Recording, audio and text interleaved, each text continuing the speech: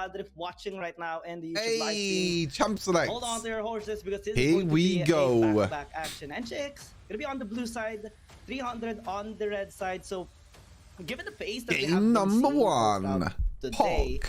you know, I don't know where to put my the webcam. meta, the Aatrox priority, But it's okay. Laura, even the Zoe right now coming from. I'm sorry, auto lose. I think I'm gonna have to just cover you auto lose. Teams, would actually, I don't really think I can. Oh, I can maybe do this. In their initial picks.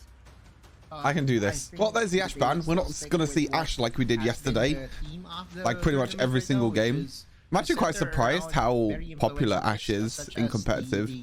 Ash that has been very good in supplementing the side lanes. It's always the side lane meta. I think it's just because how important the Enchanted Crystal Arrow is. And how much you could do in the side lane. Chaz versus Stu Wen, oh boy. Karma Band, no surprise. Fiora's another one as well that's been very, very popular. That Fiora Camille as well. Kind of the trade-off in the Baron lane. Well, I say Camille. We're not going to see Camille or Fiora. I'm pretty sure Helios yesterday only played Camille. So I'm curious to see what other Baron laners Helios can play. We might see an Aatrox being Jace as well. available here for NGX unless they would opt to get a different champion. Because Gwen, for the first time ever, is open as well. NGX going to be picking up the Aatrox. So it's probably Aatrox jungle or Aatrox Baron lane. Yeah, and Gwen is a Chaz I think champion. Nigma Galaxy played both yesterday, right? They played Aatrox top and Aatrox jungle, if I'm not mistaken. I'm just curious what Helios plays. Oh, Gwen. So is it going to be Helios on Gwen? I'm still not used to seeing Helios in the Baron lane. I'm still not used to it. Oh, there's the Galio. Galio is such high priority for 300. I mean, Exorcism played really, really well on Galio yesterday. He was so good. Yep. The combination of the Gwen and the Galio double. Oh, Senna. This is gonna be my first Senna game to watch in competitive. I don't think that's Senna Gragas bot lane. Ooh. No, never mind. Okay. Yeah. Senna with the recent buff as well, because this is patch 4.0 beast. It's gonna have the slow. Or at least a very, very effective Senna. Fasting Senna. Riven. Riven mid lane maybe for Tatsuri, or maybe Riven jungle. I don't know if Asia still play Gwen jungle. I don't think it's that strong anymore. The initiating part here for their team fights. Chasney favors Gwen. Yeah, maybe it could be Gwen jungle as well. Their picks actually focusing more on engage. Yep. Played a lot with Demon Kite and Sodaki. Yeah, Demon Kite played pretty well yesterday. You know, an NGX lineup that we are accustomed in seeing. They want draw to be on the engage, on an engaged champion, and Gragas is that, right? Once you have a Senna Gragas, all you what else we got? Oh, Yumi ban? make sure that this Gragas Jack's a Kali ban? in the early game, which means so they're trying to force this Aatrox into the Baron lane. They're either doing that or just banning out Baron laners because they think this Aatrox is going to go into the jungle. They're banning out Baron laners. Chazix is not going to be a thing this game, with Kha'Zix being banned, Yumi being banned as well. Why would they ban Yumi when they have Galio? They should know Exorcism is on the Galio. Ziggs picks for Marquis. 300 though? Wow. Another Ziggs pickup for them, which is also a big pickup because this is no a surprise. Champion. And this poses a lot of threats. Hey, what's up, Spectre? GTB lost to Fennel 2-1. Yeah, I saw. This is a strong combo. Gwen going in, Galio following up, Riven as well going Wukong? in. Is just gonna be throwing There's either Wukong jungle or Aatrox jungle at the moment. They got a little bit of flexibility. ARAM has used in their game number 1 against Zed. Ooh. And even the very, very heavy AD comp though. Very heavy AD top sides. Quite helpful for Zed, Wukong, and Aatrox. Then you also got the Senna damage as well. Oh, Renekton. So I think this might be Renekton mid. We saw Tatsuri play Renekton mid yesterday. So Riven jungle for Chaz. And then Helios Baron lane. That's my prediction, but I'm not really too sure. I'm also looking into the laning aspect of things. Very curious. I mean, Ziggs Galio is a very, very good combo. Baron lane. I think 300's team fight is pretty decent. Will be interesting if we will be seeing Renekton and Helios facing against, you know, an Aatrox, which is. I mean, they always got that, like the Ziggs in the back line is just so disgusting. Also, another thing to note for NGX, if this. The big thing as well is that Gwen is quite a Gwen is a big counter to any auto attack champion, so Gwen's going to be a big counter to Senna. The Senna's going to try and auto attack during team fights and not do anything. Oh, it actually is going to be Chaz Gwen jungle. Tatsuri mid lane on the Riven, and it's going to be Wukong mid, Zed. Oh, it's going to be Zed jungle. The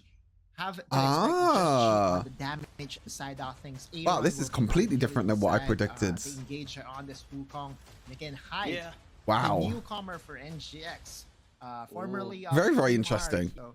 I think. Just waiting for there you go. Top left to be fine. Here we go. Here we go. Game number 1. NGX versus this is going to be an exciting series, though. We shall. NGX versus. So Helios is playing Renekton. So even though Tatsuri played Renekton yesterday, that's why I thought of it. It's my bad. Hyde. Look at this. Look. Demon Kai on the Senna, straight away up into top lane. This is something that we actually have seen not only this is a bit cheesy, but even yesterday, you know, when you have an Aatrox, it sometimes gets oh my god, that's a good trade by Tatsuri. Actually not that good of a trade. He took minion aggro because he auto attacks. How I mentioned, he didn't take the best trade. And look, this is what always happens is that if you this game is Aatrox. Oh no, Aatrox, sorry.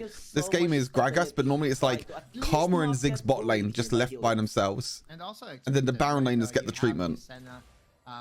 Leaving draw to the Baron laners always get the treatment and farm as much XP on the bot lane. It's so weird. Will most likely go and build AP damage items because there's no AP damage source. It's very, very weird. The 300 though is I would say very diverse when it comes to damage profile. Tatsuri. Oh, Aaron with the first bloods. Okay. Aaron does not hesitate. Secures first blood. Aaron. I mean, I would say Aaron because I'm British, but I guess it's Aaron. I don't know. I could be wrong. And you know the reason? The only reason why he won that 1 versus 1 is because Tatsuri traded against him early game, and he doesn't have any healing to heal himself back up. Wukong has the healing to heal himself back up with his Grasp the Undying plus his first ability, so he was able to heal back up. Tatsuri took I said an okay trade at the start, but it actually wasn't that good of a trade because of he took minion aggro, and because he took minion aggro, it meant that he was not able to for himself in the mid lane as we he was not able to heal back up. Solo bolo indeed. We are seeing Demon Kite getting stats over and over again. No, I didn't watch the games this morning, Marco. Making sure that on the scaling department. I did not watch the games this morning. Burium was on at like 5 a.m. my time, so I didn't watch it. Just in case 300 makes a bit of a mistake attempting to Aaron, because I'm British. Exactly. And hide.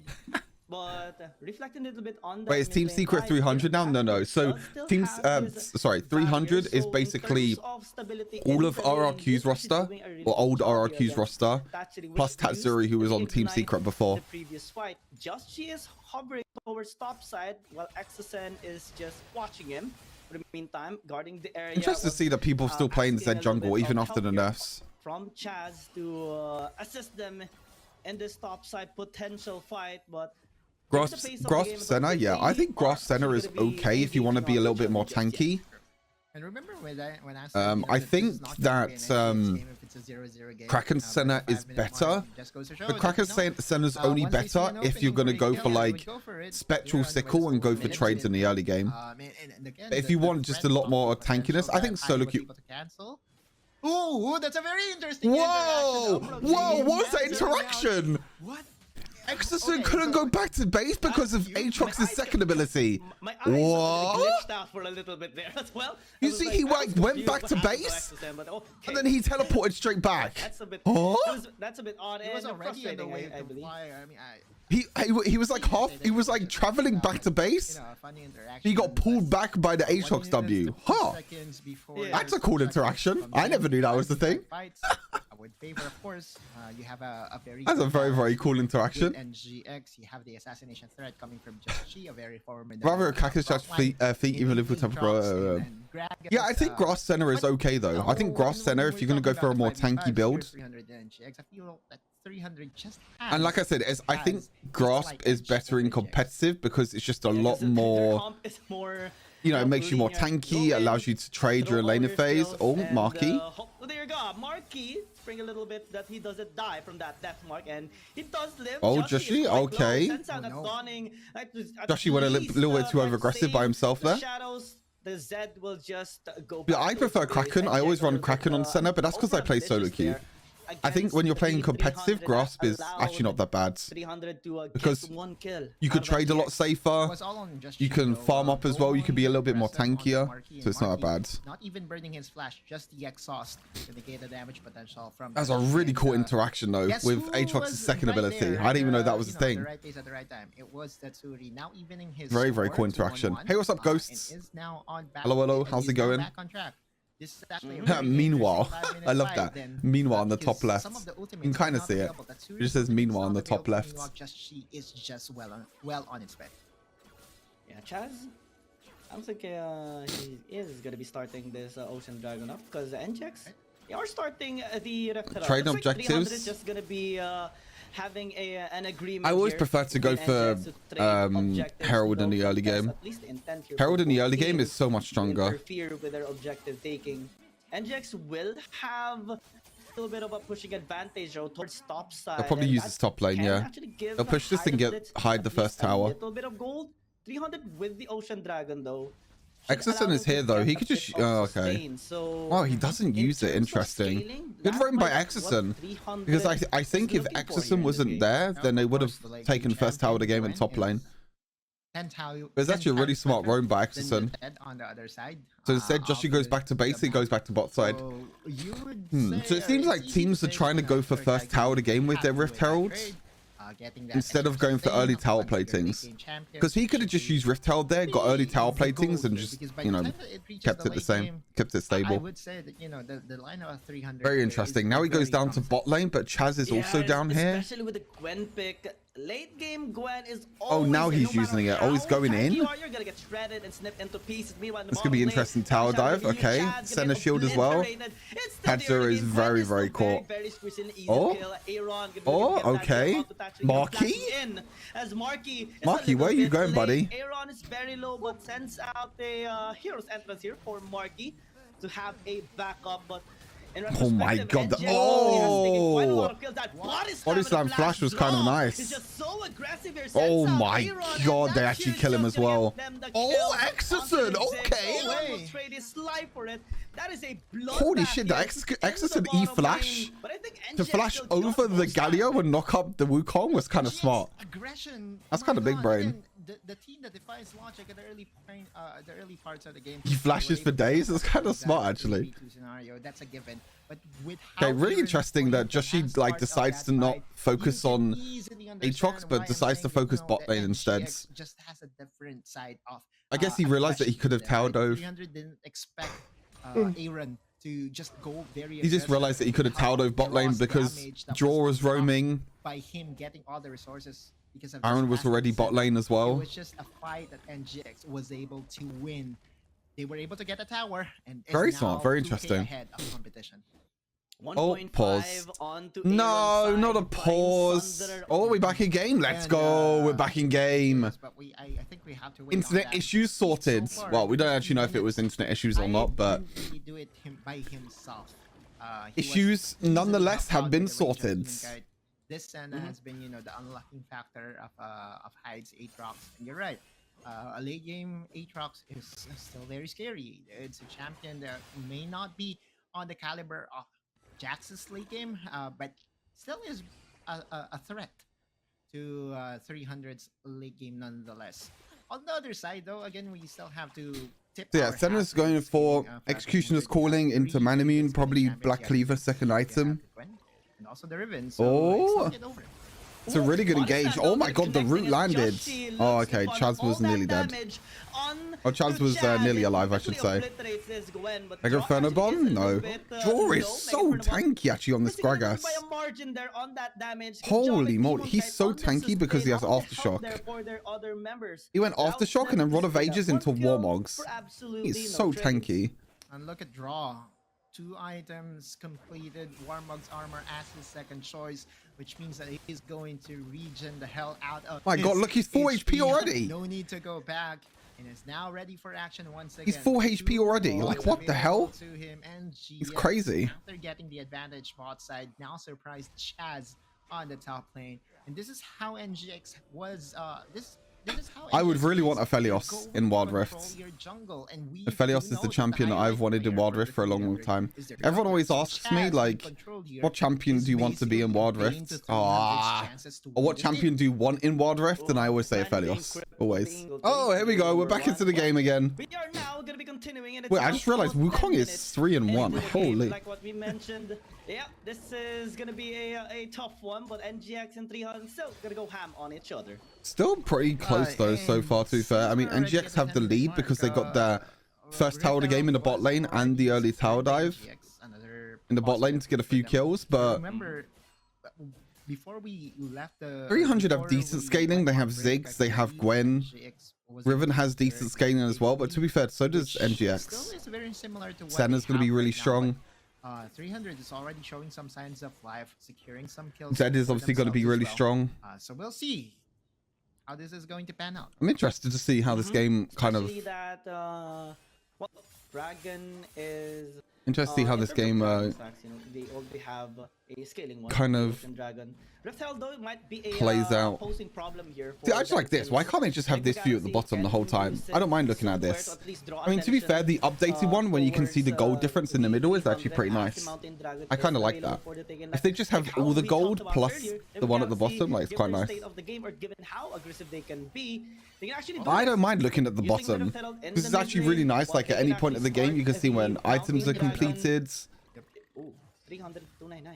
Like, the problem with the other view is that you're only seeing 2 champions, and you can never see when everyone's champions are being, you know, everyone's items are being completed. Oh, 300. Oh, it's a really big Senna ulti though. And Redemption, okay.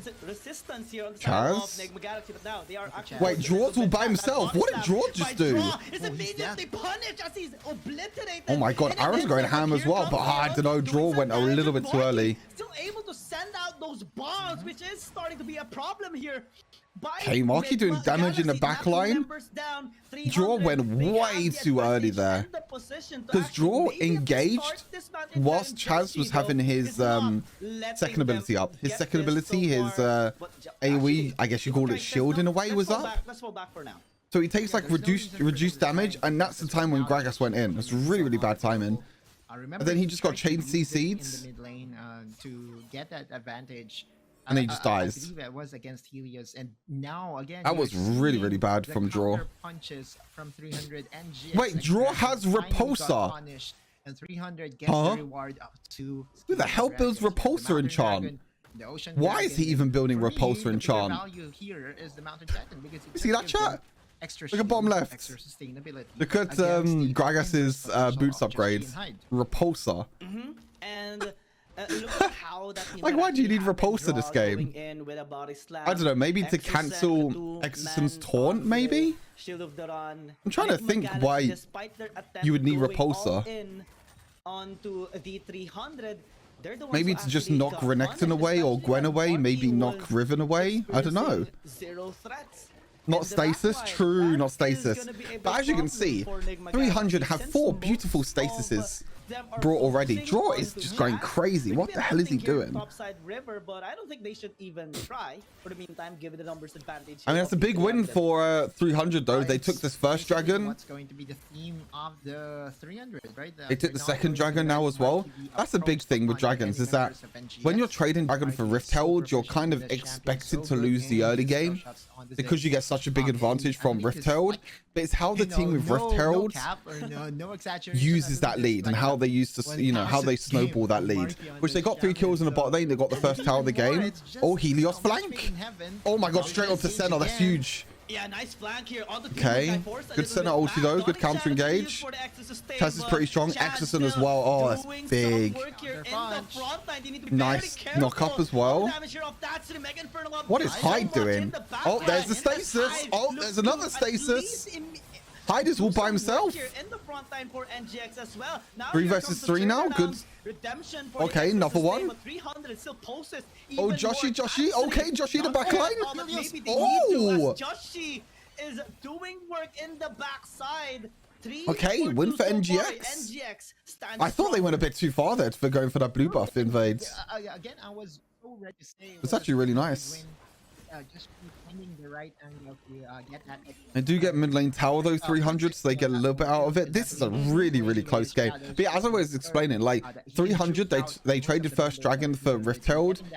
You kind of know that you're going to lose the early game, or you're going to be behind the early game because of the Rift Herald, so you kind of just have to give up the early game.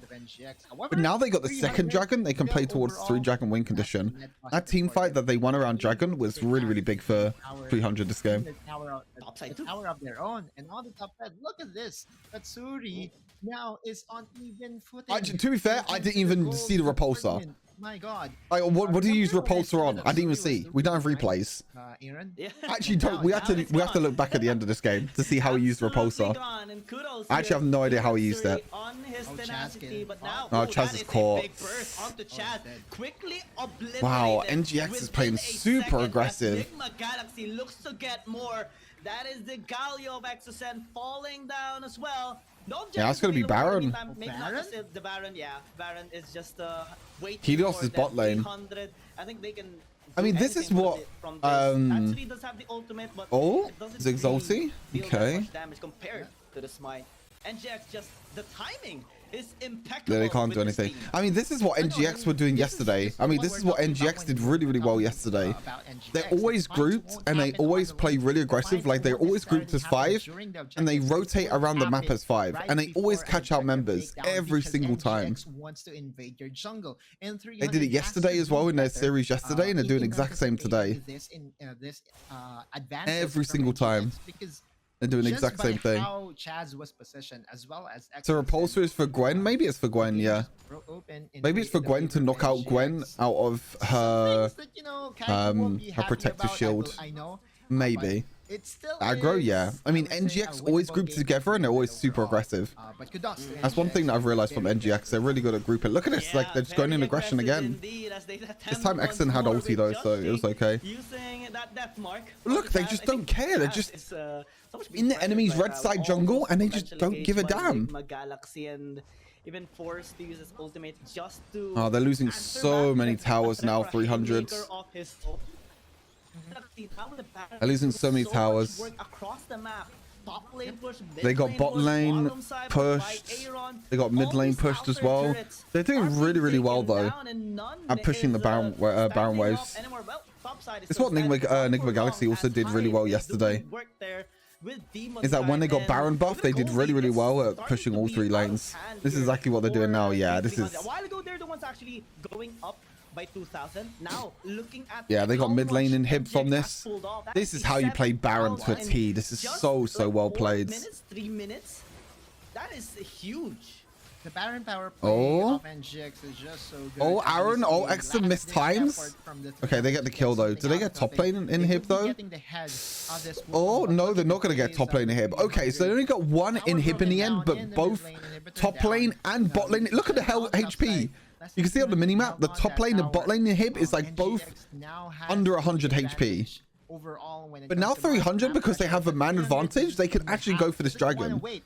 For that advantage to come into fruition. But you can see they're still putting pressure on that top side. Which could be their win condition. Yeah, Joshy's going for the inhib. Yep. They're going for triple inhib. They're doing tremendous work. 300. Joshy's just going to go and take it. Did he take it? Yeah, he took it. It just needed 1 auto tag. So 3 inhibs down now for Nigma Galaxy. That's pretty big.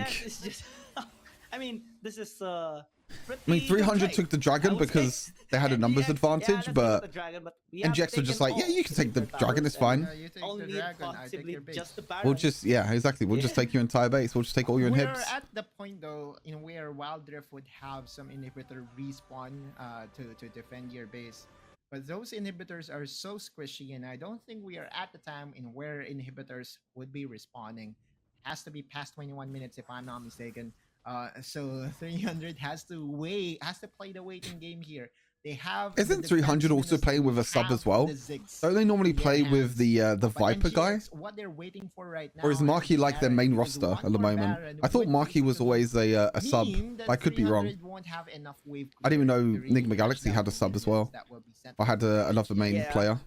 This looks like, you know, a win for NGX overall, and another aggressive play coming from Just Shay.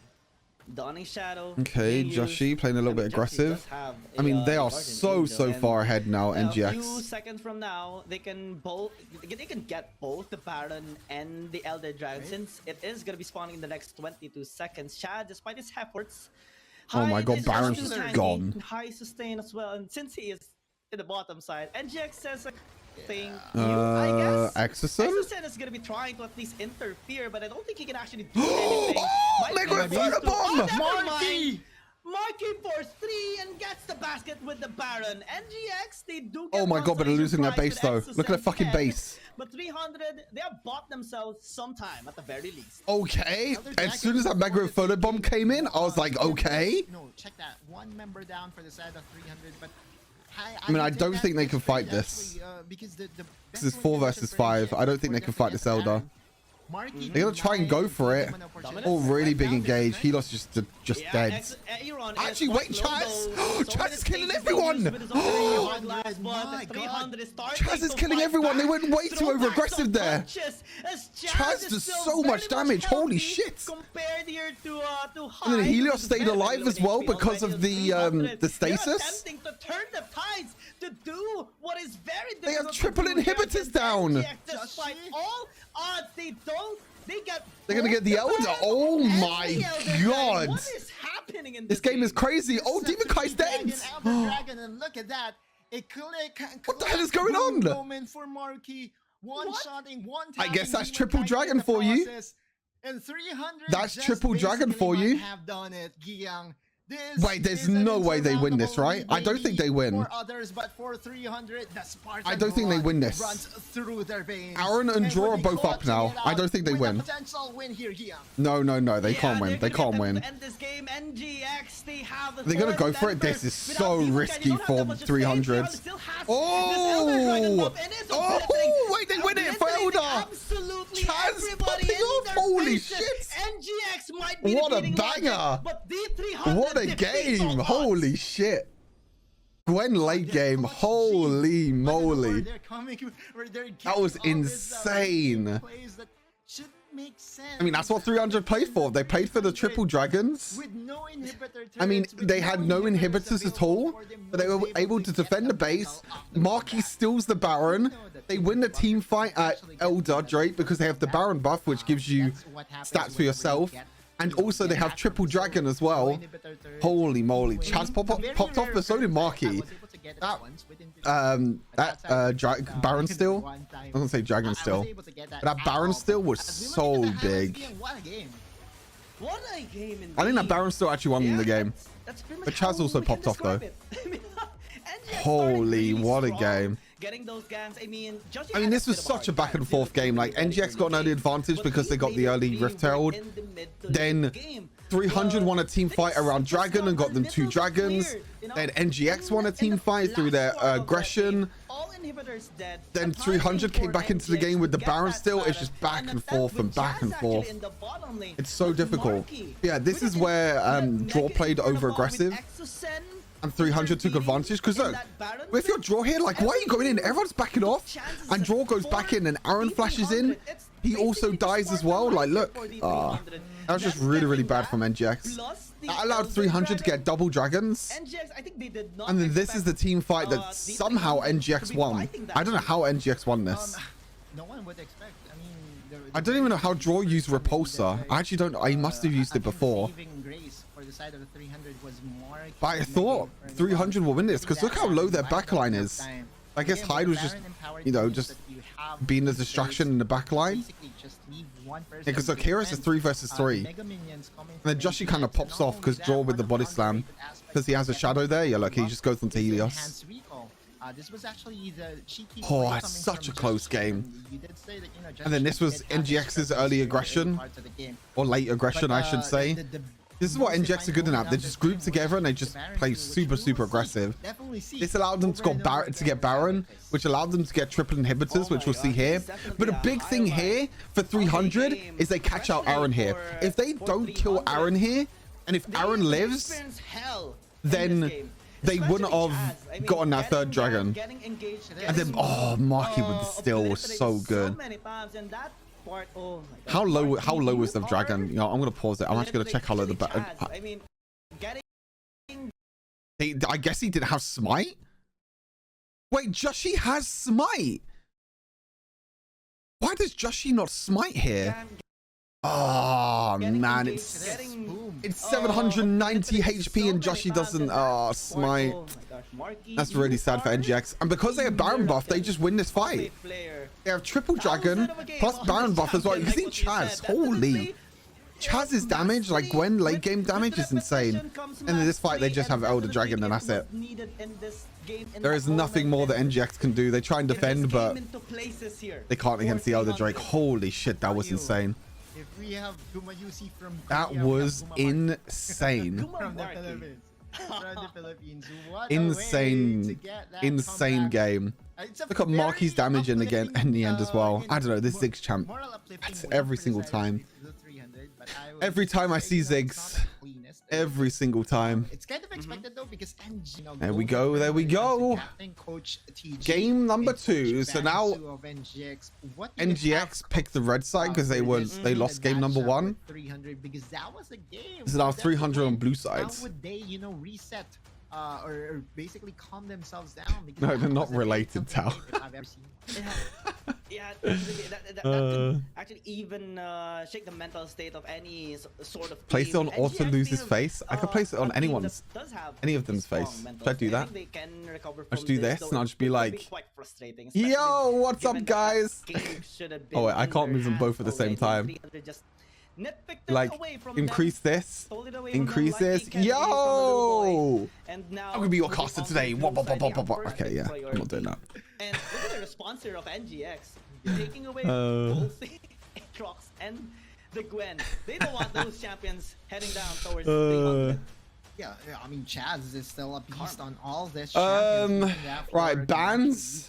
NGX banned the Gwen, they banned the Aatrox, they banned a Fiora. Camille is open. Not first pick worthy though, because we all know that Just She does have a very mean lead. Yep, there's the Camille. There we go. So that means same as yesterday. There is this champion that we saw from Helios yesterday. Yep, Helios did pretty well. Oh, I need to do the prediction outcome. Sorry. Manage prediction. So 301 game number 1. Complete prediction. I'll start new prediction once the champ select is finished. We're going to see if it will have but now this is the opposite way around. Also 300 versus NGX. Good response with NGX. Yeah, similar champions being seen. Champions that we saw yesterday. But yeah, Camille, no surprise. Oh, this is a big thing though. So Exerson is not going to be on Galio this game. This is the first time I think Exerson is not going to be on Galio because NGX deny away. And driven 300. Yeah, Karma. Camille as Helios has utilized this so cleanly in their match yesterday. I don't think Tatsuri did too well in Riven last game. He lost the 1 versus 1. Paired up with the Karma. This is so much. Oh, Gragas. Okay. The Karma Gragas bot lane, and then they got the priority for Helios on the Camille in top lane. First time, at least during the stage 2 qualifiers, that we will see Exosen on a different champion. Oh yeah, see, Autolose has the same brain as me. I swear, me and Autolose think the exact same thing all the time. I basically have said that. I swear, me and Autolose has said the same thing the whole time. And NGX is it's like he's in my brain, I'm in his brain. From Marky. Although, looking at the draft here by the 300, it might not really be their priority anymore. They said that, you know what? I want you to do that pow on your next cast. Okay, I will. And now Ziggs is on the hands of Demonkind. We're now entering the second phase of the banning stage here, Giyang, and Renekton has been banned away as the opening ban. Autolose watching Stu? Yeah, he's watching me. With a strategy he's one step ahead. Has a different recipe. Wow, this is really weird. Right NGX is basically playing what 300 played last game. It's kind of funny. They got the Galio, they got the Riven, they got the Ziggs. All 300 banned the Kha'Zix. Taken away by both teams as the Renekton. Interesting. Renekton gets banned away from Tatsuri. Wukong also gets banned away. The Dragon Laners being picked up already here. That leaves just the mid lane and the jungler to be picked up here by both of the teams. And we're still not sure of that, actually. Yeah, we're still not sure if it's going to be the mid laner and the jungler being left open here. Remember, this is still flex picks. We're looking into the 300 and NGX. Riven can be played in the jungle. Even the Camille can be played by Chaz in the jungle. That's actually the beauty of watching this drafts unfold. Zed being banned away. I mean, Zed was a bit of a big pain. You pick jungler here, yeah, Lee Sin. You pick the jungler here, and you leave the flex pick to, oh, not the flex pick, the last pick, the counter pick to most likely, I guess, mid lane. Unless this is Aaron's Riven's mid lane. Or it could be Hyde as well. But yeah, you pick jungle here for sure, because you don't need to last pick jungler. Either on the Baron lane or the Corki! To win the early Tatsuri, game. Corki mid lane? Most likely. On the side of the 300, since Corki deals 90% of his physical damage as 80%. So that is a lot of 80, not 90. I'm pretty sure it's 80, right, chat? It's not 90. There's no way it's that fucking high. Is it 90 or 80? I'm pretty sure it's 80, right? Of NGX, I guess when you want, you're going up oh, against Yone for Chaz. Holy shit, I love 300's comp. 300's comp looks so cool. Yes, 80. I thought it was 80. Given the Yone, this is gonna be their coup de grace. I'm checking now actually. I'm pretty sure it's 80. Engage alongside pretty sure it's not 90. Camille, but wow. NGX switching things up. Oh, Kassadin. We'll see. This is been a long time since I've seen this champion. There was a phase in Wild Rift where Kassadin was a Kassa win. But after a series, Kassadin, I haven't seen Kassadin in a long time. He basically was toned down. Could still the 80%? That everyone would expect by the time that we reach the yeah, it is 80%. It is 80%. See, it's 80%. I was right. This smells to me that that this is tons of poke from 300. Yeah, you have Gragas, you have Corki, you have Karma. His hands on this Kassadin. Kassadin can be played on both lanes, in the Baron lane and in the mid lane as well. And I just would like to also add to the fact that yes, you're right. Chaz on this Yone is also an. So yeah, Chaz, Yone, Helios on Camille is no surprise there. Tatsuri mid, Kassadin mid. Wow, Corki's going to be able to bully this Kassadin though in early game. So this is going to be very interesting. ARAM would be the one playing the Kassadin. Oh my, interesting drafts. Like I'm curious with this mid lane matchup. Nigma Galaxy, Kassadin resurfacing into. I'm very curious with this mid lane matchup. To be such a scaling because I think Tatsuri's just gonna bully out Aaron this game. Yeah, fleet footwork and barrier for Aaron, no surprise. Against a range matchup, no surprise at all. I would say gauntlet of securing the early. No real surprises. Win from there. Across the board. Have a good balance of things. You're right. Some people run electrocute with Kassadin mid lane. I think you can only really run electrocute if you're going for if you have a melee versus melee matchup. Rather than supporting their Baron lane. So this is finally the 1v1 that we wanted to see. Farmer teammates. Oh, wait, why does Marky have empowered E? No, we group up. Why does Marky have? Wait, huh? Why does Exerson and Marky both have support items? I think someone messed up. Exerson and Marky both have support items. Below against the early game of someone messed up. Yeah, and well, I think 300 does prioritize the someone messed up so much, and does believe. I don't think both of them were should have built support items, but okay. Despite the it's their meta. There's no way. NGX still going with what is standard for them with the Ziggs. There's no way that's meta. That is going to be an easy. Ixon's gonna go back and sell the support item now. Watch, he's gonna sell support item. While ARAM, yep, he sold the support item. See, I told you it was a mistake. The mid lane, since that hurts though. That hurts a lot. Against Corki, I think it's gonna be able to at least sustain. But it missed. He misses though.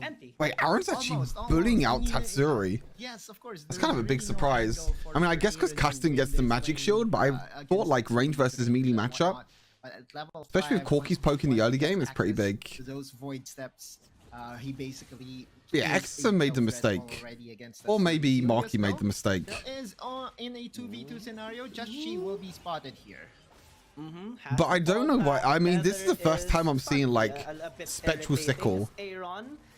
Oh, Chaz. Oh, nice dodge, nice dodge. Doing a really good job. Yeah, being aggressive. No full-on engagement. They're invading this blue buff. What is going on? NGX are crazy. I swear they are absolutely crazy. That small win that was made possible because it was a reason. And of course, Draw and High being at the right place at the right time just allowed Just Chi to get that small win and getting that blue buff steal off of Chaz. That's basically the playstyle of NGX. If you can sustain the aggression of NGX when it comes to, you know, this jungle invades, then you will have a good time. But it's kind of expected at this point that they would do it over and over again. So 300. Oh no, Marky's flash. The flash. No, Marky's flash went the wrong way. That's so unlucky. Oh my god, and they're tower diving as well. They're not even done. Aaron is there. Level 5. Oh wow, that's a disgusting tower dive. NGX going ham once more in game number 2's early game. I love NGX's aggression though. Like NGX's aggression is so fun to watch. But Marky's flash was so unlucky. Finally, I've had that happen before as well to me. A route of Aegis has been completed for where you want to try and flash backwards, but you flash the wrong way by accident. I've had that before. Did I say Draw's tendencies to go with the Justice Punch into a flash? Yup. Yeah, that's like a staple. That's a trademark of Draw. So I mean, sometimes, I mean, to be fair, I see his flash available with a Justice Punch. I don't know if it was really their aggro last game that lost them the game. Look at that play, a very high. I mean, maybe it was because there was a few members that got caught out, but I mean, it's just that Baron still. That's all it was. He doesn't even hesitate, even for a little bit. He immediately casts in that flash. They would have won that team fight, I think, around the blue buff if they had Baron. Fascinating to see is the quick follow-up by Just Chi and Hyde in that instance. Such a really good roam though. Really good roam by Aaron. Really good tower dive in the top sides. Is a bit struggling in that engagement in the mid lane as the switch. Oh, knock up. Okay. Is Aaron dead? Okay. Anymore. Dead. Yeah, Did Auto Lose just say dead?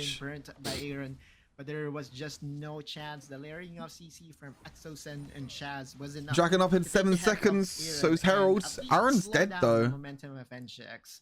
One thing to also note when playing NGX or when watching NGX, their play style of revolving their game plan around their Baron lane is just so good. And we saw it from their time with Chami and that Chaz Yone in Philippines tournament scene has a 90+% win rate. Really? Holy. You can see that, you know what, if they I mean, he played pretty well on it yesterday. I think he went over aggressive a couple of times, but he played pretty well. There will be a trade-off. Okay, so this time it's different. This time it's 300 going for Rift Herald and NGX going for Dragon. Interesting. Oh my god. That's kind of scary. Okay, Hyde has to flash. Marky there in the RH, but Tatsuri? Okay. Tatsuri is having a nightmare. 3 people diving. We're gonna give you an experience that Aaron had, but much more. Yep. And also one of the things we saw. Wait, I actually don't think they can take first tower here. In his time with RRQ was his. Oh no, 300 can't get first tower of the game. Flashes. he knew at that point that Helios would go for the Hextech ultimatum. So yeah, and this is the problem with like using Rift Herald straight away. If you don't have a minion wave, and if you just use Rift Herald straight away and you don't have the tower low enough, then because the towers in the early game get the extra armor and magic resist every single time you take down a tower plating, then you can't take it. It's too difficult to take down. That's so sad actually for 300. And they also lose a member in the bot lane as well. And the thing that they do have a relatively scaling composition. So 300 don't really actually get no advantage at all for going for the early Rift Heralds. They get no advantage at all. Passive playing, which actually suits better for NGX, since ARAM, despite being ganked and the only one that died so far in this game, is still ahead. 500 gold against Tatsuri. So in retrospect, NGX is winning in basically everything, and at least in the first 7 minutes of the game, because they even secured the Inferno Dragon. RH was secured by 300, used in the top lane, but didn't transition into any sort of towers. And now Joshi in the Tatsuri. Tatsuri no. Again, gonna experience hell. My God, Tatsuri's getting absolutely bullied. Oi. Just she and Aaron really didn't give Exosen enough time to be there. Josh on this Lee Sin is actually kind of clean. It was so fast, it was so clean that Tatsuri didn't have any chance at all. No okay, flash, now they take first tower of the game. Okay. So they eventually take the first tower of the game in top lane, which is actually not too bad, but it is traded in the end. But you could still see that NGX, again, I don't think 300 are winning this early game. NGX's early game is actually really clean. And they even negated that top side push with report Tatsuri feeding. I mean, that's just really unfortunate. So wow, that's kind of the risky run playing Corki. I mean, this is why you don't normally play like Lucian. Like sometimes Lucian mid was a thing. The only meta where Corki was a thing was when people were running Black Cleaver Hullbreaker, because you were actually more tanky in the side lane and you couldn't die in the side lane. But the problem with running Corki is that you're very vulnerable to tower dives in the side lane. Because that's basically always what happens, is that when it gets into the mid lane, mid game, sorry, the duo laners or the dragon laners go down into the mid lane. Oh my God, Joshi again. Easy kill once again. Hextech ultimatum after that dragon blade might not be enough to save 4-man tower dive top lane again. Holy shit, NGX. Here for 300, and now NGX is destroying 300 this game. Across the map, though we do see Tatsuri on the bot side, at least just going for a split push and getting some gold on the other side of the map, playing it safe as possible here for this Corki. But NGX, yeah, Tatsuri pushing bot lane, but yeah, as I was mentioning, what happens in the mid game is that the duo laners or the dragon laners go into the mid lane because they're the main wave clear. And then what happens is that the top lane and the mid laner just go into the side lanes. And the problem is that Corki is not that good in the side lane.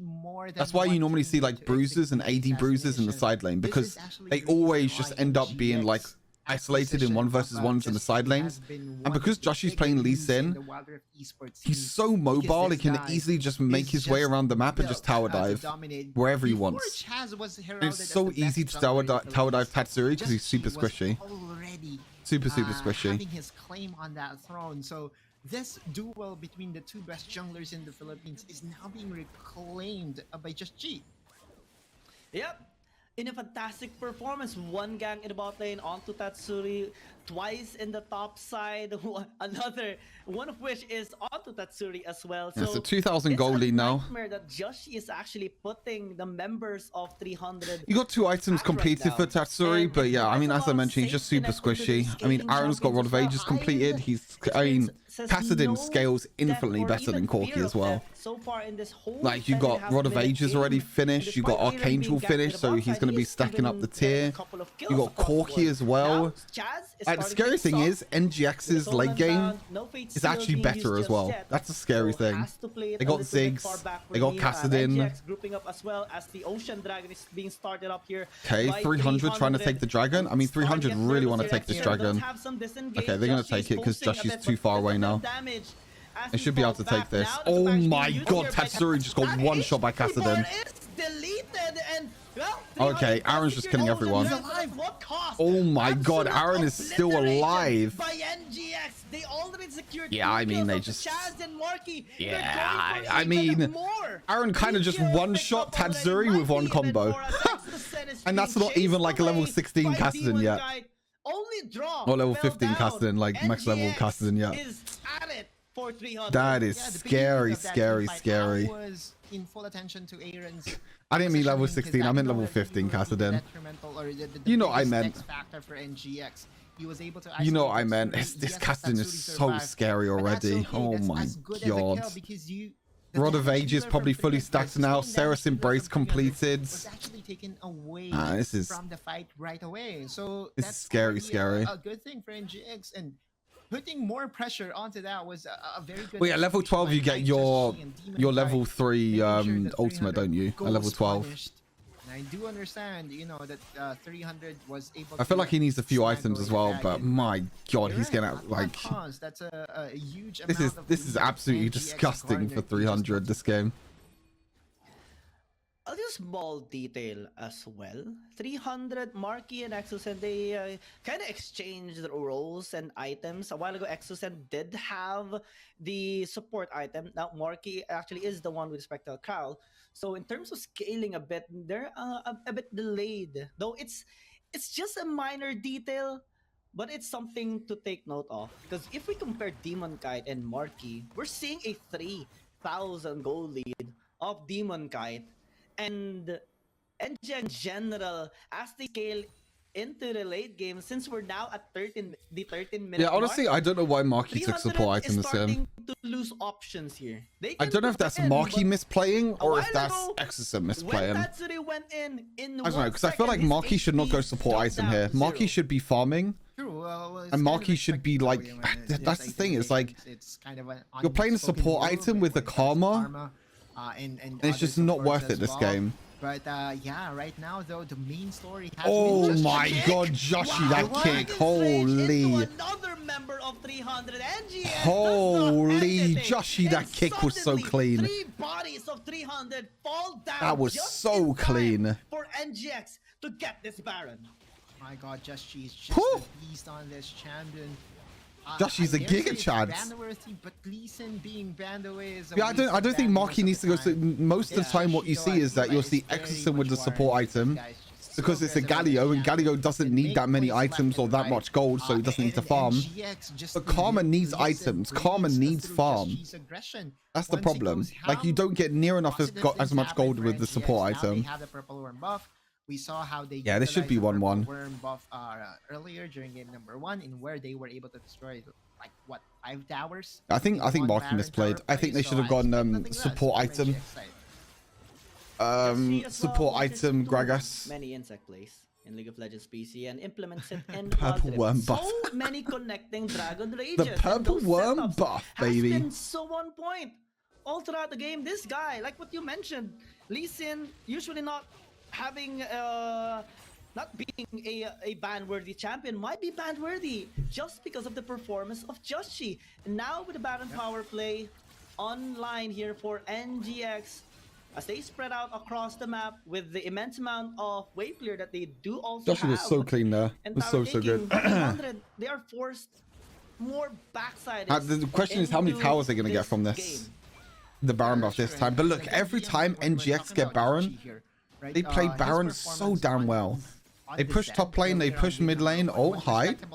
As we see in engage on the top side, that's where and the big thing is that draw completely denies any engage that 300 want to do this game. There's so many ultimates that has been bursted. Anything that 300 wants to do this game is just countered by draw. Draw's ulti every time. Oh my god. Again, insect plays. Joshi, are you even human? You holy shit, Joshi, what was that? 300 NGX is just playing around right now. Utmost performance, 100% peak, but look at Chaz doing some damage with that enchanted Q, but not enough to actually get some kills. Hyde is being chased away here by both Tatsuri and Helios and has to die. But he did get an inhibitor tower, so that is a win. Is Zeri available in this tournament? No, Zeri's not available. I think it's like a 1 week delay. Once again, similar to game number 1. Right, but this time 300's situation is more on the bad side, because look at the timers. It's 60 minutes. We are still far away from the Elder Dragon that really did win them the game, or the second Baron is not going to respawn anytime soon. And I believe that NGX did regroup earlier and said that, hey, you know what, that game number 1 should have been ours. And I don't think they would. Yeah, that's the thing now. Is look how much gold Marky has. Marky has like no gold this game. You should not go support item on Karma here. Your Karma needs to be the carry. Your Karma needs to get farmed. Big misplay in my opinion from 300s. But Exerton should have had the support item this game. Is actually on the other side. So Marky still won't be replicated. Yeah, Fate Seal onto the ground. Not really the best target here for Chaz, as now NGX is relatively still safe. Joshi again, look at him. Oh my god! Like, Joshi just finds the perfect position every single time. It's so fucking clean, holy. Like, he goes over to the Raptors, he dashes over the wall, kicks Marky into his team. So clean. What a performance from Joshi. What a statement from Joshi as well. Still pushes through with this mid lane push. 3 versus 4 is going to be disadvantageous for 300. But NGX, surprisingly, is going to be respecting them for the meanwhile. Yeah, this is what changed from game number 1 and game number 2. If it was towers down, perfect Baron play. Yeah, exactly. And I think 300 are way too far behind this game. I mean, last game they actually weren't that far behind, even though they lost all 3 inhibitors. This game, I think they're way too far behind. Against 300 on game number 1, NGX would elect to be more passive. I don't think they could do anything to come back from this. I would say disciplined in their approach here in game number 2. There's still a chance. Demon Kite though has hide in his back, so there is no reason for him to be scared at all. Another small objective. Yeah, I don't know how being put over how they win this, honestly. They're just waiting for 300 to commit a mistake and pounce on that right away. Oh, Exo's that dead. might be the mistake. Exo's going a little bit too far forward as he gets punished there by Demon Kind. And now Megan Fernabom doing quite a bit here in the backside. Yeah, Exon tried to get vision control, but he was kind of all by himself. Without that, you can see the casting damage now. Casting's level 15, has like 3-4 items. NGX attempt on Casting's way too strong now. Yep. 0. And no Megan Fernabom, no global ultimates, but NGX, look at NGX. Feels like they have, you know, some sort of PTSD of what happened earlier. They don't want to commit a Baron 50-50 anymore. Wow. Okay, nothing going there. I think it's just a matter of time now before NGX wins this game. I think they could just easily reset, go to Baron. Like 300 just... what is... Oh, okay. I mean, like, they could just do whatever they want. I think like NGX at the moment, yeah, they're just doing Baron. I mean, it's kind of risky because Joshi's like 1 HP, but... I think they'll be fine. I don't think 300 could walk up. Yeah, look, like Marky's down the bot lane. They can't do anything. They would be posed a threat here on this Baron's gone. Like I said, I think it's just a matter of time now. Oh, Aaron. Oh, nice flash away. Chaz is trying so hard. To connect onto Aaron, and remember, Kassadin is still one of the most slippery champions that we have in the game. At 20 minutes, there is an Elder Dragon. Yeah, I don't know what's gonna happen. I think that NGX is just gonna win this. Joshi gonna dash over the wall? Nope. Oh, he is gonna dash over the wall. You know, given what happened in game number 1, I think they want to make things absolutely sure. Joshi, this time, first time misses. See Aaron's damage, by the way? On an additional champion. Aaron's just one-shotting everyone this game. Chaz already dead, Exosen as well. Double kill for Aaron? I don't know, he's just one-shotting everyone. Aaron buff end, yep, GG's. GG's, that was a dominating performance by NGX. I mean, from that early game aggression as well, it was just non-stop. Really good performance by NGX. Good comeback. They're able to win the early game. Really good comeback. And this time, by making sure that they don't... Close series. First game was pretty close. This game was kind of dominating from Nigma Galaxy. Very curious to see how the third game goes. NGX evens this year. Yeah, Joshi played so well this game. Joshi's definitely MVP. I'm curious to see the damage stats and everything as well. Fantastic game here by Nigma. Galaxy. This is a much highlights first. I forgot about the highlights. This is just like early game aggression. It's so disgusting. Champions from 300, especially I'm pretty sure they 4-man tower dove top lane like 3 or 4 times this game. It was crazy. Absolutely crazy. Look at this. It was just Joshi with the plays the whole game. So insane. The gap on the bot side, top side, mid side, Look at everywhere. Tatsuri packaged in and just got one shot. And I think we only saw one Tatsuri time packages in just to get one shot. So disgusting. I guess Caston's like not too bad against Corki because I mean Corki does like 80% magic damage, so like Caston's not too bad, but I thought Corki would have got a bigger advantage in the early game. That kick was so good to get Chaz. So good. And I dare say that his prime. Yeah, I just thought Corki would have got more of an advantage in the early game, but unfortunately he didn't. He didn't actually get any advantage at all in the early game. And now Joshi on this. Look at that, Joshi as well. Joshi goes to the Raptors, jumps over the wall. So clean. Yep. Was okay. At least in game number 1, and they were supposed to even win that game, but this Lee Sin, this group of clean highlights by Joshi, it's just on a different level. It just inspires. It's like a work of art by Picasso. Like Exon just gets one shot, yeah. I mean, Exon's trying to play the vision control, but he can't. It's the last fight. Look at Aaron jump in here. Watch Aaron jump in, Chaz. Chaz goes back to his shadow and just gets one shot. Then Tatsuri gets one shot as well by Caston. Yeah, Kassadin, if he doesn't get bullied in the early game, if he has a free lane where he can just like farm up and scale, then he's one of the most disgusting late game champions. And it is the refreshment that a really clean game too, though. This could go all 5 games, honestly. I actually think this could go all 5 games. How much damage? 23,000 damage in the end for Kassadin. Still not as much as Ziggs. As you can see, Ziggs does a lot of damage. But like, look, how does Corki do more damage than Karma? Oh, I think 300 really misplayed by putting support item on Karma. I really don't think you should put support item on Karma.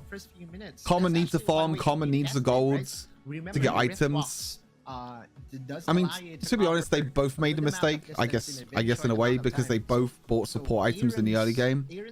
I don't know if that was Marky's mistake for buying a support item or if it was Exoson's. But still, I don't think Marky should have support item in that game. I think Exoson should have just had relic, because you don't need that much gold on a Gragas. So yeah, bit of a misplay in my opinion. Good game 2 though. Good game 2. Excited for game 3. Yeah, there you go. MVP Joshi. 13 KDA. Joshi. Game 3 is going to be good. Game 3 is going to be good. 13 KDA, kill participation 60. Because you lose gold. You lose gold. When you leave the base, you have to sell the item. And you lose gold for selling the item. So, yeah. I guess he doesn't want to... If you want to sell it, or I'll only co-stream the final. 300 on the red side. Let's see. Oh, yeah, true. That's if they stream the last chance qualifier. I think they'll stream the final because it looks like they're streaming the games of the teams that have potential to get into the Wild Rift Asia League. That makes sense. It's like they didn't stream the lower bracket today, they just streamed the upper bracket because the winning teams goes to the Wild Rift Asia League. So I think it's like whatever matches have the potential to get someone into Wild Rift Asia League, then they'll stream it. So hopefully they stream the last chance qualifier finals. If not, then we'll try and find somewhere to watch it like we did last time. So 300 back on the red side. Interesting enough that teams are preferring red side over blue side. Very interesting. Very similar bans to game number 1. Ash Lucian. Galio gets banned. Wow. Banned by Coach TG. My God. So this is so good, right? Like looking at 300. Respect ban though for Exoson. Very respect ban. Aatrox is open. Probably going to be an Aatrox first pick, just like game number 1. Actually, what's the best overall OTP-able support to climb out of Diamond? Probably Karma. Karma's the best support right now to play. Karma or Nami. Any one of them two really good. With the Gwen combination, so definitely, as NGX does get the Aatrox. What'd you go, Camille? Yep, you go Camille here for sure for Helios. A really solid. And what do you go for here? Do you go for like Gragas? Do you put higher priority on Gragas now because Galio's banned? Oh no, they put higher priority on Ziggs. Makes sense. Ziggs has been really important in both games. Or prioritizing the Ziggs here for Marky, in which he did. So they don't need to pick the Galio because Galio's been banned, so they prioritize the Ziggs instead. Oh, Yuumi! Going back to the oh, that's a Yuumi. This is so scary for the side of NGX because wait, Yuumi Gragas bot lane would have plenty of options to stick to during the mid game. But the scarier part is Zed. Is this Chaz's Zed? Because Zed has been a lot more popular in jungle than mid lane at the moment. Is electing to go for the Zed. Could go to Chaz, could go to Tatsuri, even Helios. I'm curious what they do with this Yuumi now. I guess it's Yuumi Gragas bot lane. Then that doesn't really sound that good. I don't know. Now NGX is just so confident that they are showing Yuumi in the second pick.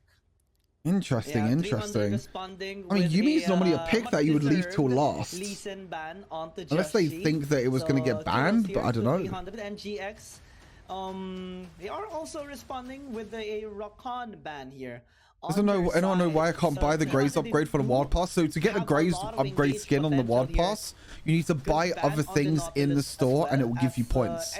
So you need to spend 240 points. You don't need to get 240 points to get the upgrade, you need to spend 240 points. This engage heavy comp that 300 is building can be actually scary, because despite the high sustain that the Alistar bot lane, okay. If the burst potential of 300 is high enough. Yeah, interesting that 300 didn't prioritize their support. That the Aatrox can have, then no amount of protection the Yuumi can actually. Might be Tatsuri. Sure, it could be Tatsuri Zed.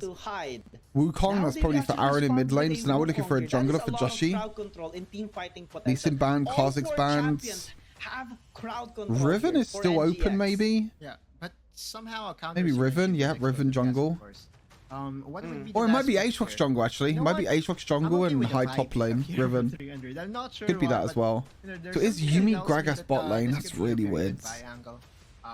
That's really weird. For Chaz.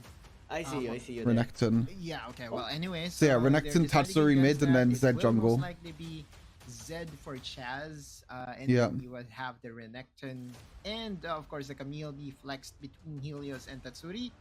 But now a better I think Tatsuri mid and Helios looks really comfortable on the Camille.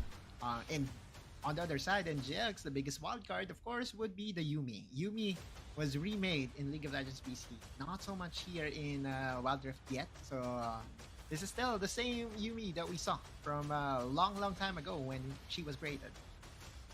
Yeah, and NGX in general is going to be engaging quite a lot once more with the draft that they do have here for game number 2. 300, they also have some engagement. I'm curious what they do with this Yuumi. Did they just put like the Yuumi on the Baron laner, or like both teams? I don't know. What do they do with this Yuumi? I'm so confused about this. At a micro perspective. I mean, the Yuumi with like Aatrox or Riven late game is going to be absolutely disgusting. But what do they do early game with this Yuumi? I'm very curious. 300, at least with a really high pick. Very curious. Both teams are super aggressive though. So where are they putting this Yuumi? Yeah, the Yuumi is just going to the Baron laner. Yeah, I thought so. You have to remember that Zed is also very mobile. I thought so. She would be the one playing the Aatrox, by the way. Yep, this is going to be quite scary because the Aatrox in the jungle has more, safe space, I would say, rather than being in the lane, especially against Helios' Camille. So nice dodge from Helios with the Yuumi Q. Okay. And also at the day. Yeah, look. So Yuumi is just gonna sit on hide this game. Picks has transitioned into a win so far in both in Vietnam region games and in the Southeast Asia. Tatsuri. 1v1 in Aaron this time? That was close. First blood denied by Aaron. a flash for a flash, ignite for an ignite, but the aggression is definitely on for both this. I was close. And one thing to note though is ARAM would be the one to first one to go back, and she is just very close to at least surprise Tatsuri in the process. Yeah. Renekton's skin is so cool. Oh, he missed the cannon. FF, he missed cannon. Tatsuri's going to lose this game now because he missed cannon minion. Top side, that is quite a bit of sustain that NGX actually has. Hide with draws, protection, allows them to have not only a shield but a healing in the laning phase. So in terms of aggression and protection, NGX has a very solid top side combination. So they're going to be able to at least farm it out pretty okay against the pressure of Helios and Exocen. And even if Chaz ganks here in the top side, I don't think they'll be pressured that much given this kind of combination of NGX. Oh, Tatsuri again. Oh, that's a lot of Tatsuri's really clean on this Renekton. He showed it yesterday as well. That's why I was quite surprised that Helios took Renekton in what was that, game 1, wasn't it? Game 1 Helios took Renekton. Tatsuri's really good on Renekton. In the series, his skin is so cool, by the way. You did say an early game aggression coming from 300 and the kill being gifted over to Chaz just was skin is so cool. Than, you know, gifting it over to Tatsuri, because Chaz on the Z would be needed, especially in the early game of this game. Almost the. Would you go on Yuumi then? Do you just go for AP Yuumi this game? You probably do, because you don't have an ADC to build support. Oh no. That is a big Joshi is kind of caught. Oh, Helios. Oh, Helios lives. Forces them back for the meantime, but a potential dive gonna be initiated here. Joshi took a turret shot though, and this is pretty scary. I don't think they could do anything though. They won't be able to get this first tower, that's for sure. Okay, all right. So they're going back because just by the many minions, just by the amount of minions that was available for NGX. Yeah, Tatsuri roamed as well, so they had to back. NGX had to back because of Tatsuri's roam. Meanwhile, bot lane, it's just Gragas versus Ziggs. Nothing's happened bot lane because no one cares about the Dragon Laners. The draw is so good on this champion. So boring. And I think this might be the first time that I've seen Demon Kite on this champion. Pretty interesting switch. Yuumi with the Baron laner, it's very common and competitive. Let's see if it's gonna be the Dragon laners most of the time are just AP mages, just wave clear AP mages that just are on their own islands. Normally with League of Legends, you would think, oh, the top laners are going to be on an island by themselves. No, in Wild Rift, it's the Dragon laners on their own island. Games in which NGX usually has the advantage, but given their composition. Given the composition of 300 as well, I think this is an okay standing here for NGX. Despite ARAM unfortunately dying due to the gank of Chaz a while ago, not being affected that much. 200 gold lead for Tatsuri isn't really a bad deal here for ARAM. Yeah, it's just safe to say. It's a pretty close early game so far. Nothing too crazy in this early game. No real early aggression by NGX. There's a little bit of an invade by Joshi topside, but he did get caught out. It's not the crazy aggressive 4-man tower dives that we saw last game. Securing this spell grab on the top side means that, you know, if they go for the dragon, they still would have information. Looks like Joshi completed, Divine Sunder completed, Rod of Ages completed. Yeah, so it looks like Yumi's going to go for AP. Oh, Joshi caught out. Oh, he is dead. Holy shit. That was a little bit overkill though. I actually think NGS can win this because they went overkill, yeah. I mean, 300 went super overkill on that kill. I don't think Camille ultimate was needed, and I don't think Ziggs ultimate was needed as well. Old Tatsuri flashing in. Hyde's dead. They turn into Hyde and immediately pins him down to the ground. Tatsuri has to Aaron's dead now as well. Here for NGX, but now the AoE damage is starting to hurt here for NGX and Sustain as well. They get Aaron's, oh my god, Aaron's playing crazy. Yeah, I mean, in my opinion, 300 just used way too much for one kill. Ziggs ulti was overkill. Helios ulti basically didn't go through at all, so it was kind of wasted. Tatsuri used ulti but didn't get anything out of it. But then again, and Chaz, I don't think had ulti, or I think he might have used ulti. X doesn't use ulti too late. 300 went way too overkill on that one kill. Way too overkill. The damage is almost it's a best of 5. going to be there. NGX wins that fight and is basically. They used way too many ultimates. Helios ultimate was wasted. Yeah, 300. Zig's ultimate basically hit absolutely no one. Well, it was completely wasted. Good there. For 300, a big pick off onto Joshi, a quick burst onto Hyde, but the sustain is just too much. Extended team fight is definitely very scary here for NGX, and they do need to avoid those in the next one. After Ocean Dragon, now comes a gank onto Tatsuri. No. See you later, Tatsuri. Disastrous for this crocodile, and here comes the aggression now. NGX have the confidence now. Now they took first Rift Herald. Going towards NGX side. Chaz, wait, did they use Rift Heralds? Yep. He does so, but still a lot of gold. Wait, who got Rift Herald? I'm so confused right now. True, and that's 3 times in this series that I can count off that, you know, that happened to Tatsuri.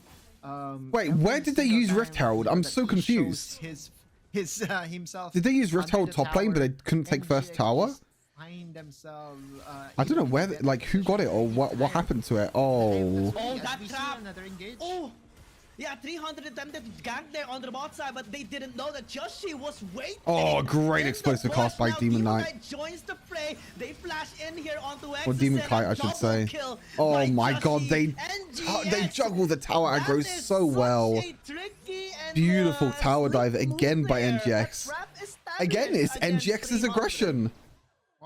This early game aggression again by NGX is just too much for 300 to handle. They're just getting caught over and over, time and time again. Asos got it, no idea where he used it. I don't know either. He must have used the top lane, right? More kills for themselves, and just she is now approaching the. Yumi open low. Hey, what's up, Sarah? Hello, hello. Already at 4-1. Yumi was indeed open. And with the support of draws, I don't know. This aggression by NGX is just way too much for 300 to handle. That we often see. I mean, NGX also. I didn't realize, but NGX also took first dragon. So scary. And just like how we talked about it. I mean, they got a really big pick on Joshi, but they just used way too many ultimates for one kill.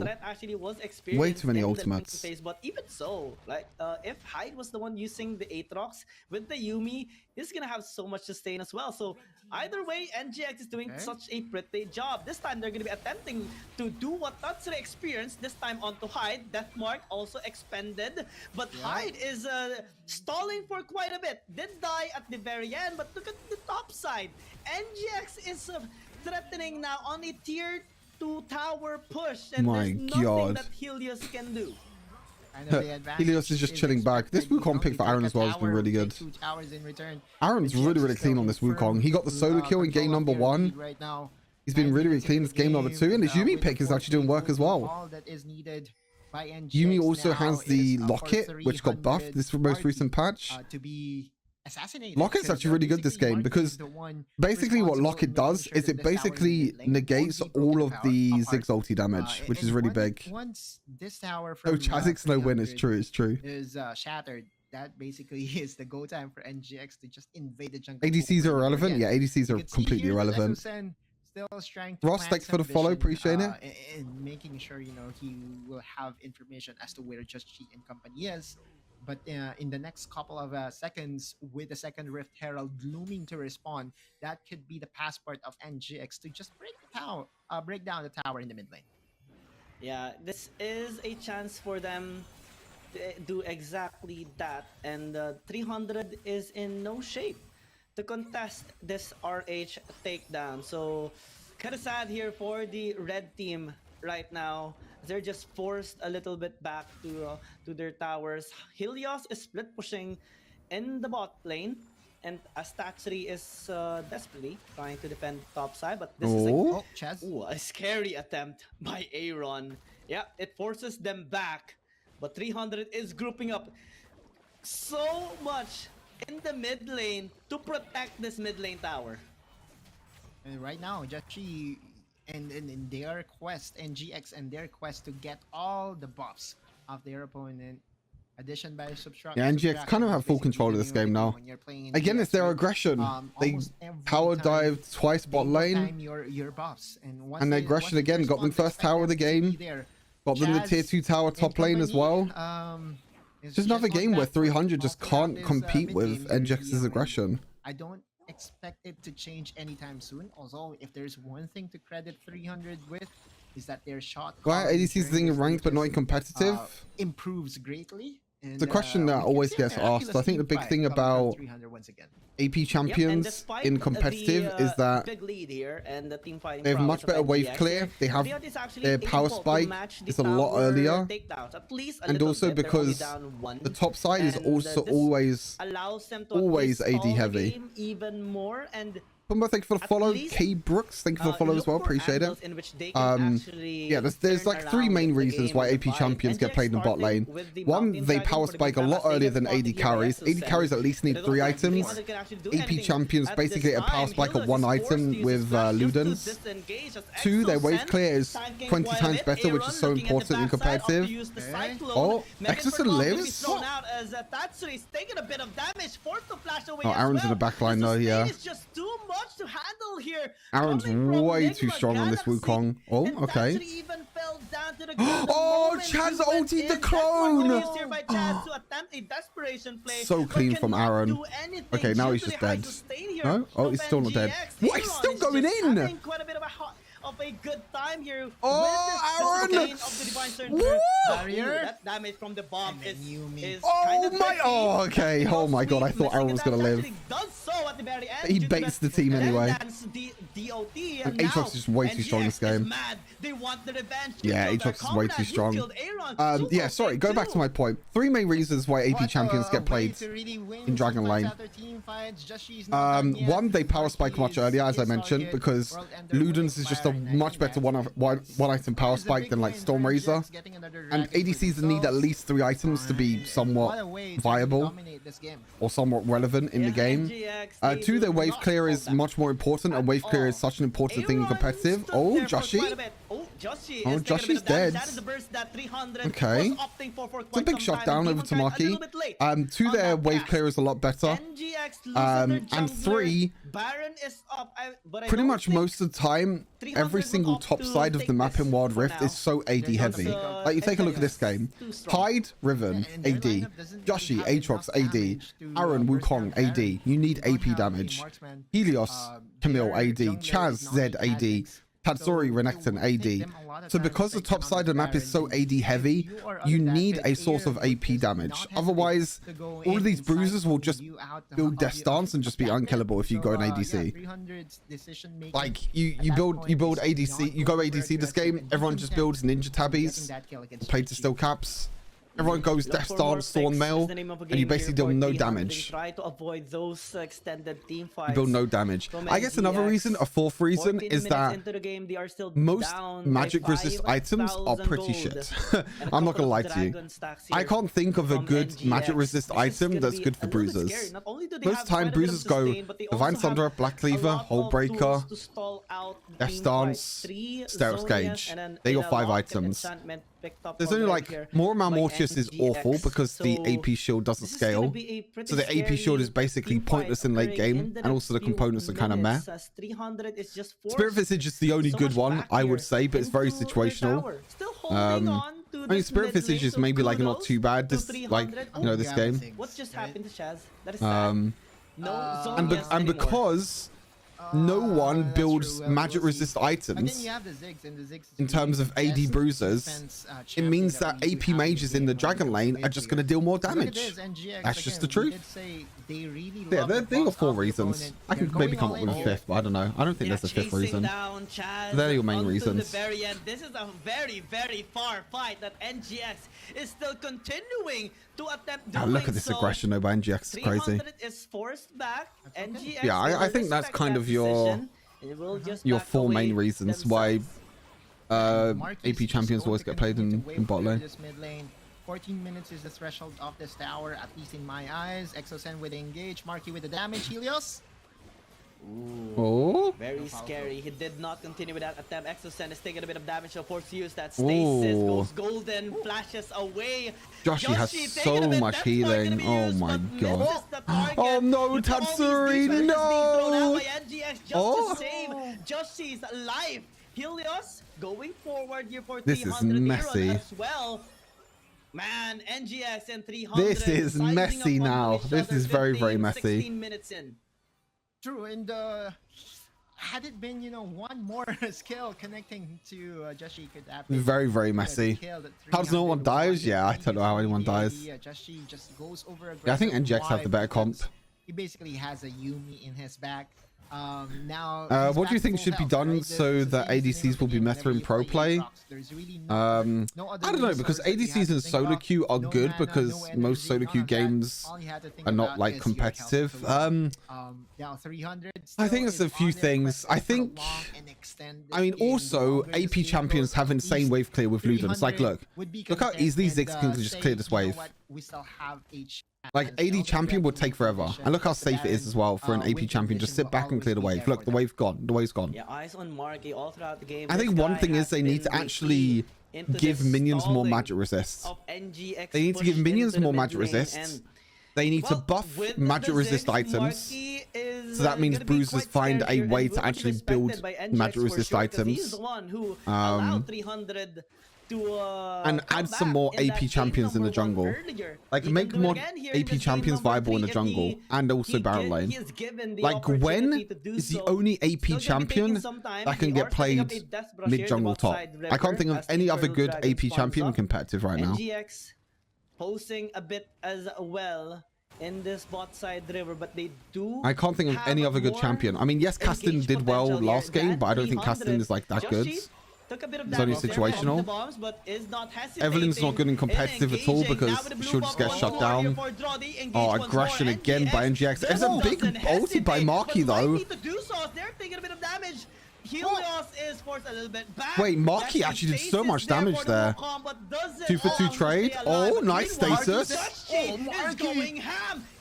Oh my god, Joshi is so strong on this Aatrox. What the hell? Oh. This guy is just a monstrosity on NGX. Oh my god, Joshi again popping off. Let's go. NGX now sets their sights on the top tower. Disgusting. Diana, yes, maybe. The thing is with Diana is that most of the time you play like full AP burst Diana. So I don't think it's like that good in competitive. Lydia's like okay, I guess. I think Lydia again is situational. Plus, the composition of NGX just allowed them to just cross 2 towers. And Nunu's awful in competitive. Amumu is also awful in competitive. Yep. Like, all these AP champions that you're all naming is just disgusting. Like, why would I go Lilia when I could go a champion like Aatrox in the jungle, or Lee Sin, or anyone like that, you know? I look how much work Aatrox is doing. Like, an Amumu can't do that. An Evelyn can't do that. Lilia can't do that, and Nunu definitely can't do that. Timo, shut up. Shut up, ARAM. Against Joshi, it just gets negated so many times here, especially in the Joshi is way too strong. With the trio dragon stacks that NGX has, this is the utmost scaling composition and stacking you can ask for NGX. Yeah, Gwen, I said that already. Gwen is the only viable AP jungler, or AP Baron laner, or AP mid laner. Having the Yumi in his back. Oh my god, look at Joshi. And now has a Guardian Angel. This is so added he has so much healing, by the way. It's disgusting. Much of a confident Aatrox Joshi is being right now on the NGX side. Well, I mean, they're diving a little bit too far here, to be honest.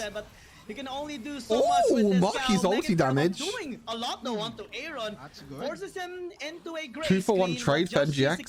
Second kill. No, but I mean, it doesn't matter. Look, like Joshi's like 4 HP again already. Chances of going or making oh my god, this is so disgusting to watch, by the way. Joshi's just diving the Nexus. He doesn't care. What? 3? That's wow. Okay, he just doesn't care. Joshi's just gonna end the game. He doesn't care. HP just goes to nothing. That is absolutely disgusting from Joshi. 2 games in a row now, Joshi has destroyed 300s. Number 3. Starting with what is that? Yumi's ulti CD? It's probably like 30 seconds at this point of the game. NGX is, as he said, that's why you don't let the stupid cat in. Yeah, it just shows that. I mean, Yuumi is even stronger on bruises than ADCs. Like, why play an ADC when you can just play towards your barrel laner, play towards your jungler, and give your jungler more stats? For other teams, like an Aatrox. I did cast a game in where I saw holy moly a Yuumi lose a game, but when played to this perfection, when absolutely disgusting this, game, I would say strategy. I mean, the highlights are just again just going to be a Joshi highlight reel. Like that's all it's going to be. Like, look, this early game. Oh, actually, no, this wasn't it. Was this it? I can't remember. Oh no, this was just before. Okay, they didn't show before. They didn't show where they killed Joshi before. But this team fight, I think, is where kind of 300 lost it. Because they used all of their ultis for like no reason at all. Like, yes, they killed Joshi, but they used all of their ultimates just to kill Joshi.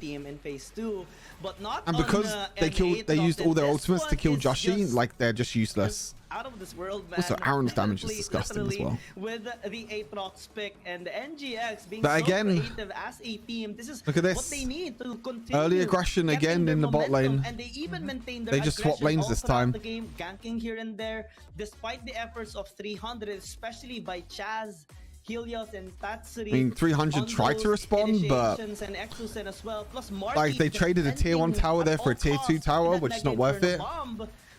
And then just got to a point in the game where Joshi was just way too strong with Yuumi. Especially the moment that NGX opted to engage onto them. The sustain is just too much. The Aatrox is just too tanky. And the NGX is just overall too scary. It's absolutely disgusting. I thought that there were team fights that could have gone either way. But again, just a game. Now look at Joshi. Oh my god. It's so disgusting what Joshi can do. Look at the healing as well, by the way. If you just look at Joshi's HP, his healing from Aatrox passive plus the healing from Yuumi is so disgusting. With a cat in his back, basically is just a done deal. I don't know. Absolutely disgusting. My god. There are so many things that you have to respect for the side of NGX. But if there is one, it's just a Joshi highlight reel. NGX. That's all it is. Joshi highlight reel. They are drafting. Just the fact that they did their homework and banned away the Galio of Exo. Joshi is like playing solo queue and farming on platinum players. True. So good. Zoe's nasty in pro play too. I mean, I haven't seen any Zoe. So amused the fact I haven't seen any Zoe at all. A while ago, when he picked up that Guardian Angel, without hesitation, he went in front of 3 members of 300. I don't know. Absolutely disgusting from Joshi that game. GG's. He probably did so much damage. Yeah, 30k damage on an Aatrox in 20 minutes. Let's go. That's disgusting. What the hell is that? I mean, Marky again doing a lot of damage on the Ziggs, but on Marky. Marky is still. You can't do anything. I mean, that's just Ziggs things. It just so happened that you know how. That is just Ziggs things for you, but the big one for me is Joshi doing 30,000 damage in a 20-minute game. That's disgusting. That's over 1,000 damage a minute. The damage amount of Marky. That is very disgusting. 3, right? You know, for every 3 damage point by Marky, a 2 healing point was done by draw. A very well executed draft by NGX, and again, very good game 3 though. I think NGX will go on and win this now in game number 4. You know what I'm happy about. I think they'll go on and win it now. I think they're just in momentum. 300 just don't know how to deal with NGX's aggression. Joshi MVP again, second game in a row. Giga Chads, kind of insane. Oh, 300 still decide to stay on red sides. Openness in banning the Galio of Exosen. Again, the Galio of Exosen has been like that timing is pretty insane. Allowing them to just be the backup in the side lanes. But there is a potential of them, opening some champions that would net them the overall advantage when it comes to mobility. I could see the Shen being used by 300. Alright, so we'll have to see if anything changes in this game compared to game number 3. Very curious to see if anything does change. Overall, all I know is that there is definitely a change that is needed here, because in games 1, 2, and 3, it's as clear as a day that NGX has been the better team. Yeah, in terms of drafting, in terms of execution as well. They only made one mistake, which is in game number 1, but overall, They have been so to be fair, they had game number 1. Early game to late game. They kind of made a few mistakes in game number 1. I wouldn't say it was just one mistake. I think they made a few mistakes in game number 1. Again, they don't ban Aatrox. Getting that Aatrox once again. Aatrox again. 300. They're having a lot of insights right now for sure. A lot of things are going on their mind as they pick up the Camille once more here for Helios. Yeah, 3 games in a row for Helios. Not really. I won't fault them in going for this very early pickup. Oh, they prioritized the Gragas over the Ziggs this time. They go for the Aatrox. Yuumi still available. There is a potential of them having. Interesting. So instead of going for the Ziggs, they prioritized the Gragas. Why fix what's not broken? Very interesting. So now do they pick up the Ziggs? Oh, wow, they just go Yuumi again. Why not? See it again. Again. Yep. Again. You know what? Okay. All right. No cap. No cap. I would love to see Garen here for the side of 300. Karen Yuumi. Oh no. Just just find a way. Oh, Nasus. Interesting. Whoever the cat is attached to. But that's also another tank that NGX can, attach the Yuumi with. Nasus? We'll see though. That's gonna be AP Nasus though. That's really weird. Oh, Senna for Marky. Oh, so playing Senna Nasus bot lane.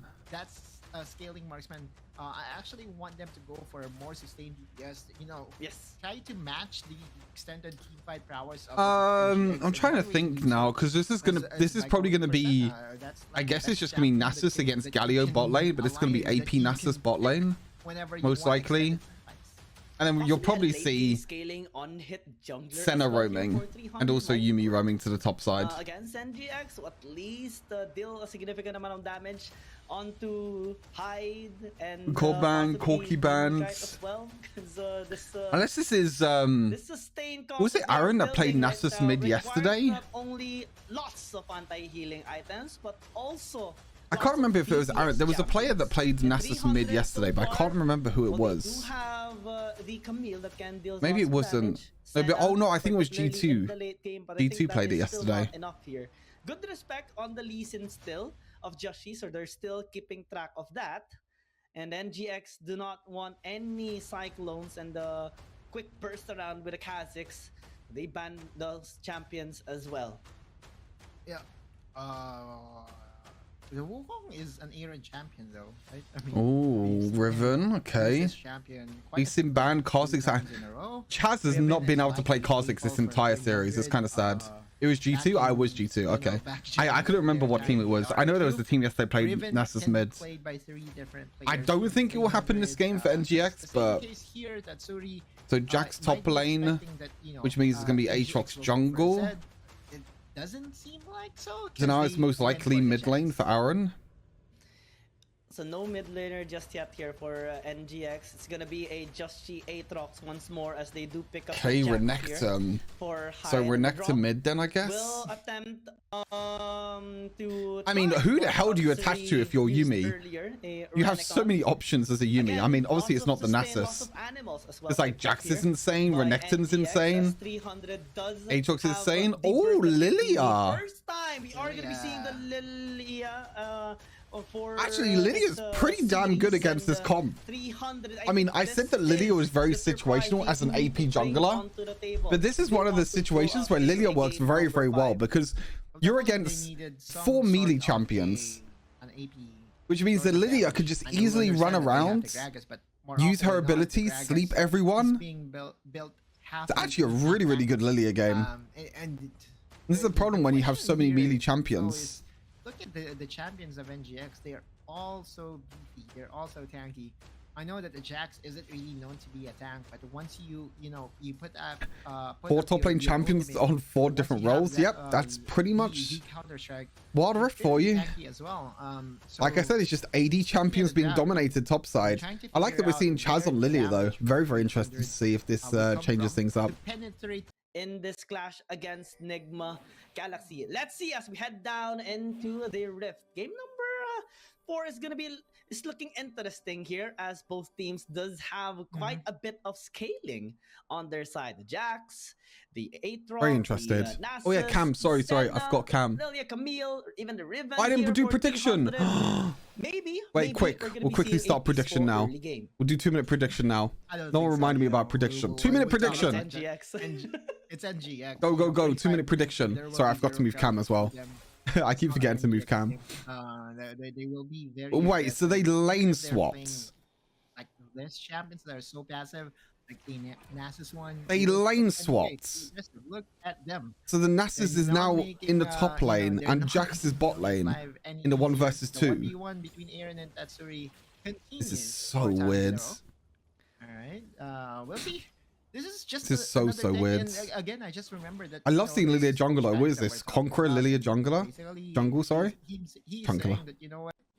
This Aatrox. Ghost for Marky? Wait, he already used Ghost? Why did Marky use Ghost? Champion. Yeah, we'll see. My faith is there, definitely. No other surprises. I'm just theorizing a little bit here, as we are seeing a bit of pokes being done here on Hyde with XSN and Marky. Top side, I mean, Marky is just going to get free souls this game. Nah, but this is so good for 300s. Maybe, just maybe. Like, Marky is getting so many free souls this game. A bit of a queue there. I actually think this benefits 300 more than next play.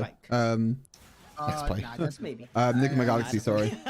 I would still feel, you know, the I still have next play in my head from like season 0, season 1 advantages of a fully packed of World of Esports.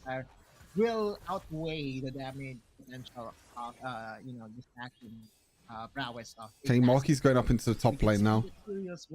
Honestly, I would have kept Marky in the bot lane. I would have just kept on collecting the free souls in the bot lane and just keep on poking out the Jax.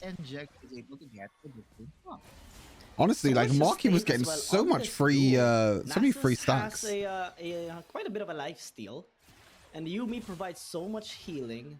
Wow. This is I don't think NGX or Demon Kite draw would have any sort of trouble with regards to the pokes, despite Marky being added into the mix there onto Helios. So much sustain. Wait, what is that plant? We can definitely see it.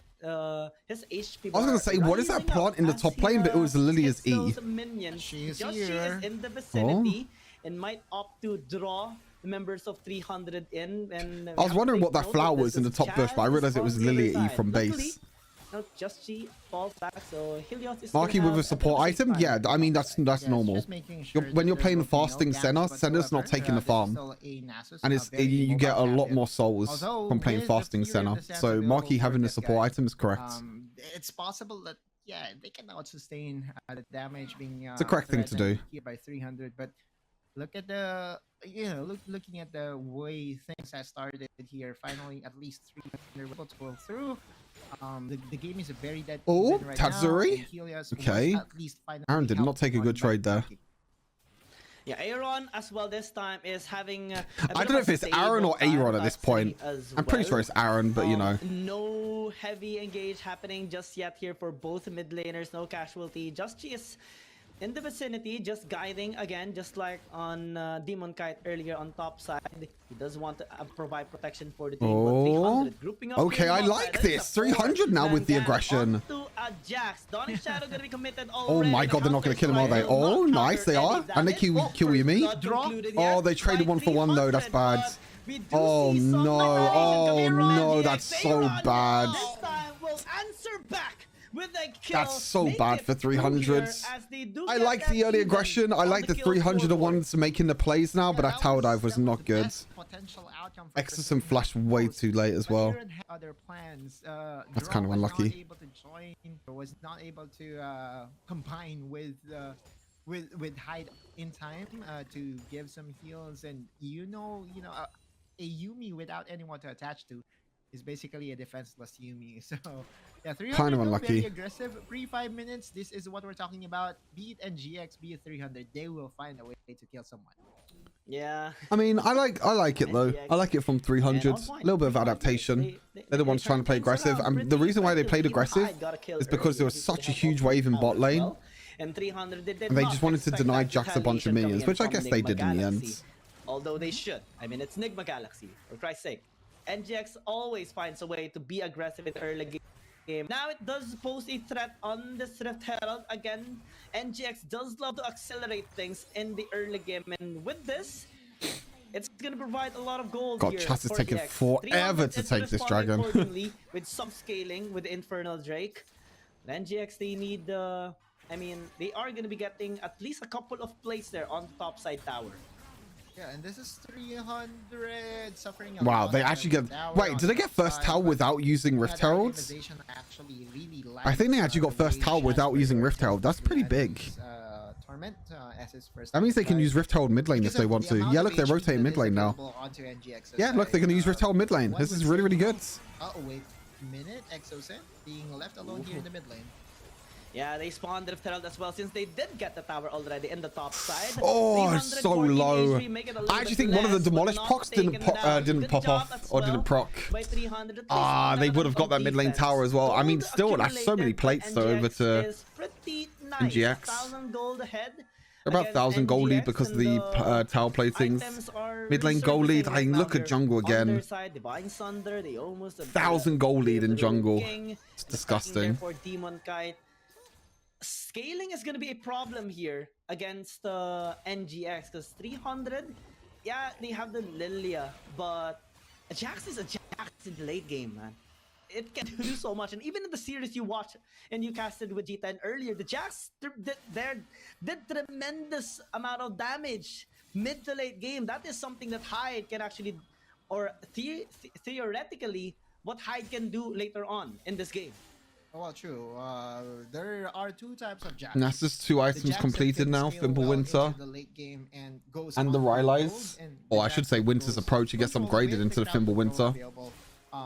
Your team. So the question is, will the amount of crowd control be enough for oh, Marky. Oh no. Oh my god, that damage. And that life of Marky was ended. Okay, Chaz. He was gonna trade his life as Joshi took a bit of a traffic going towards his location, but they will still continue. Oh, look at the slows from Rylai's.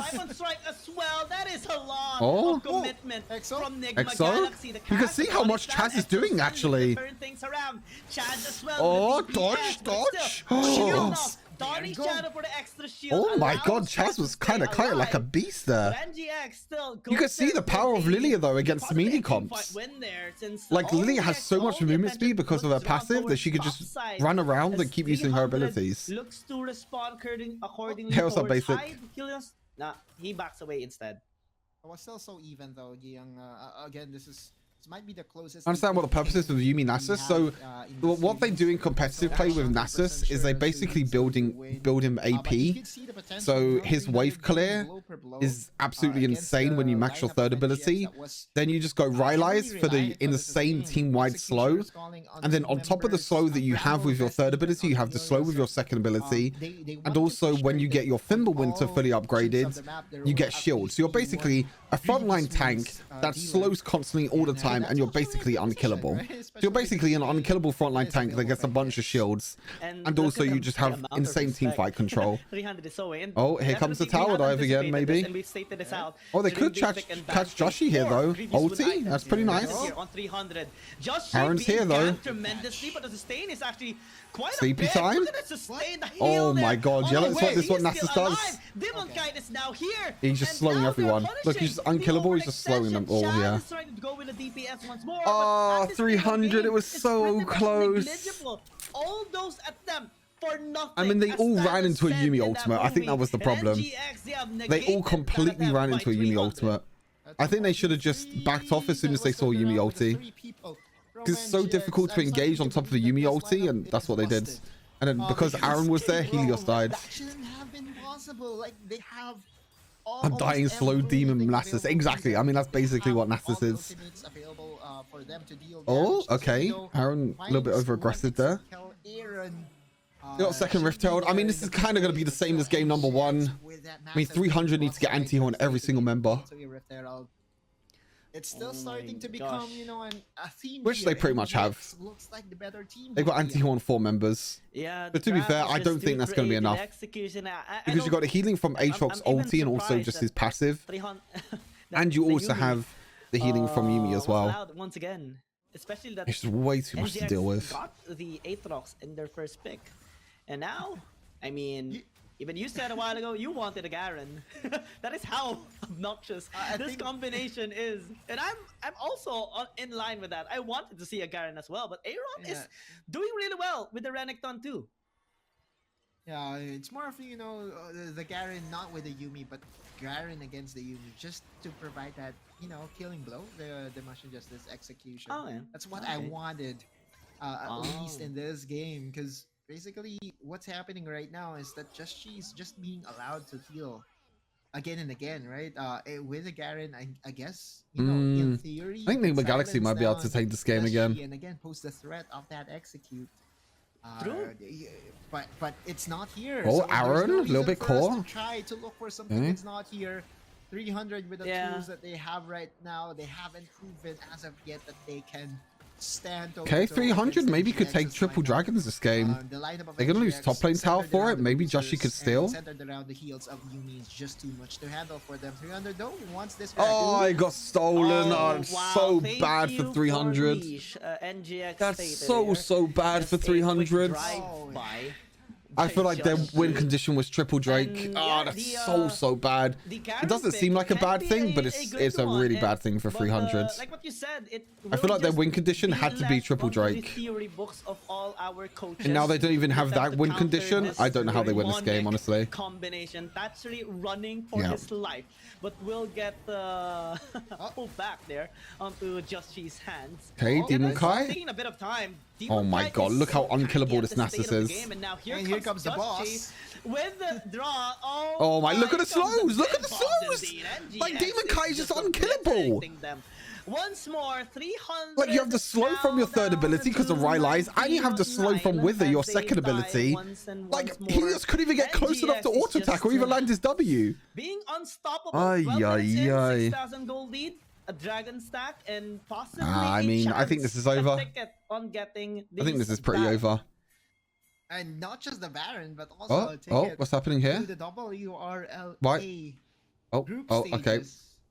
Oh, it looks like there was a disconnect there. I saw the disconnect there as well from Joshi. Both Joshi and George just stood still. I guess Nigma Galaxy had a bit of a problem. Nice, there we go. Back into the game now. Joshi and Draw are actually moving now, which is nice. Number 4, and it's just, you know, a couple of minutes away and a couple of good decisions away from qualifying themselves into the upcoming WRLA group stages. Look at the amount of gold. I think next. I think I keep saying next play, Nigma Galaxy. I need to get next play out of my head. 5 digits of gold earning, even obnoxiously higher. I need to get next play out of my head. But yeah, I think Nigma have got this game. I don't think there's a way of 300 getting back into this, to be honest with you. In this game, 3 going 4 no, Marky, why are you going Iceborne Gauntlet? Ah, bro, Marky. Getting that Guardian Angel once more, which I don't even Marky, you don't need Iceborne Gauntlet. I mean, it kind of makes sense because you're against Triple AD, but 300, you don't need that slow anymore.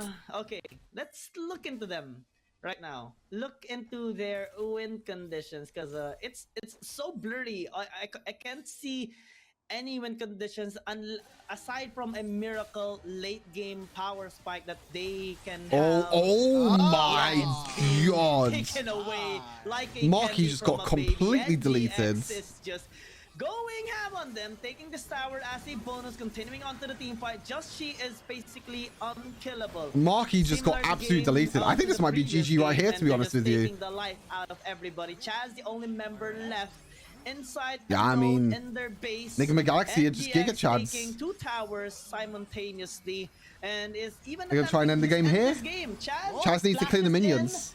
Doesn't have the lullaby. I mean, he also grew it. Gets a double kill. Wow, triple. Wait, what? What? 300? Okay, Chads. Okay. Okay, Chaz. Just extended the game here for 300. Giga Chads. Wait. Just a couple seconds before, you know, some of his teammates go live. That was kind of insane. In very good position to secure this Baron. That was kind of insane. This game overall. It still is going to be very risky though, because Aaron is coming up alive, and I believe Giga Chaz? almost every single member of NGX is ready to buy the. That was kind of insane. Chaz did really well there though. He was able to focus the minions, because he knew if he killed the minions there, then he would have been fine. To set up a death rush. We'll see though. Oh. If someone will catch bait. Oh. Huh. Okay. I mean, if Chaz gets 3 items, he can actually be very, very strong. 300, definitely with a miraculous play there for Chaz, securing that triple kill. With all those swings he made onto the members of NGX just to drive them away from the Nexus and saving the game here for 300 at least. What the fuck happened? Yeah, I mean, they kind of tried to go for the end, but Chaz did really well to...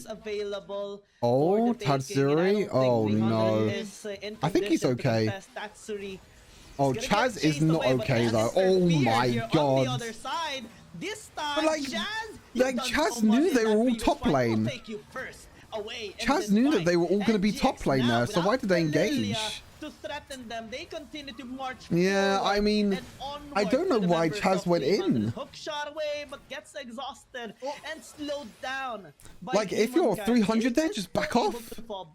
You knew they were all going up to top lane, but Chaz got caught. Maybe the one difficult thing about Lilia is that you're super squishy. They're maybe dragon and has their sights over. You are super squishy. Del wants to make a play using that lasting cone. Oh my god, it's so disgusting. There onto Marky. He is deleted in an instant. They just want to get those kills.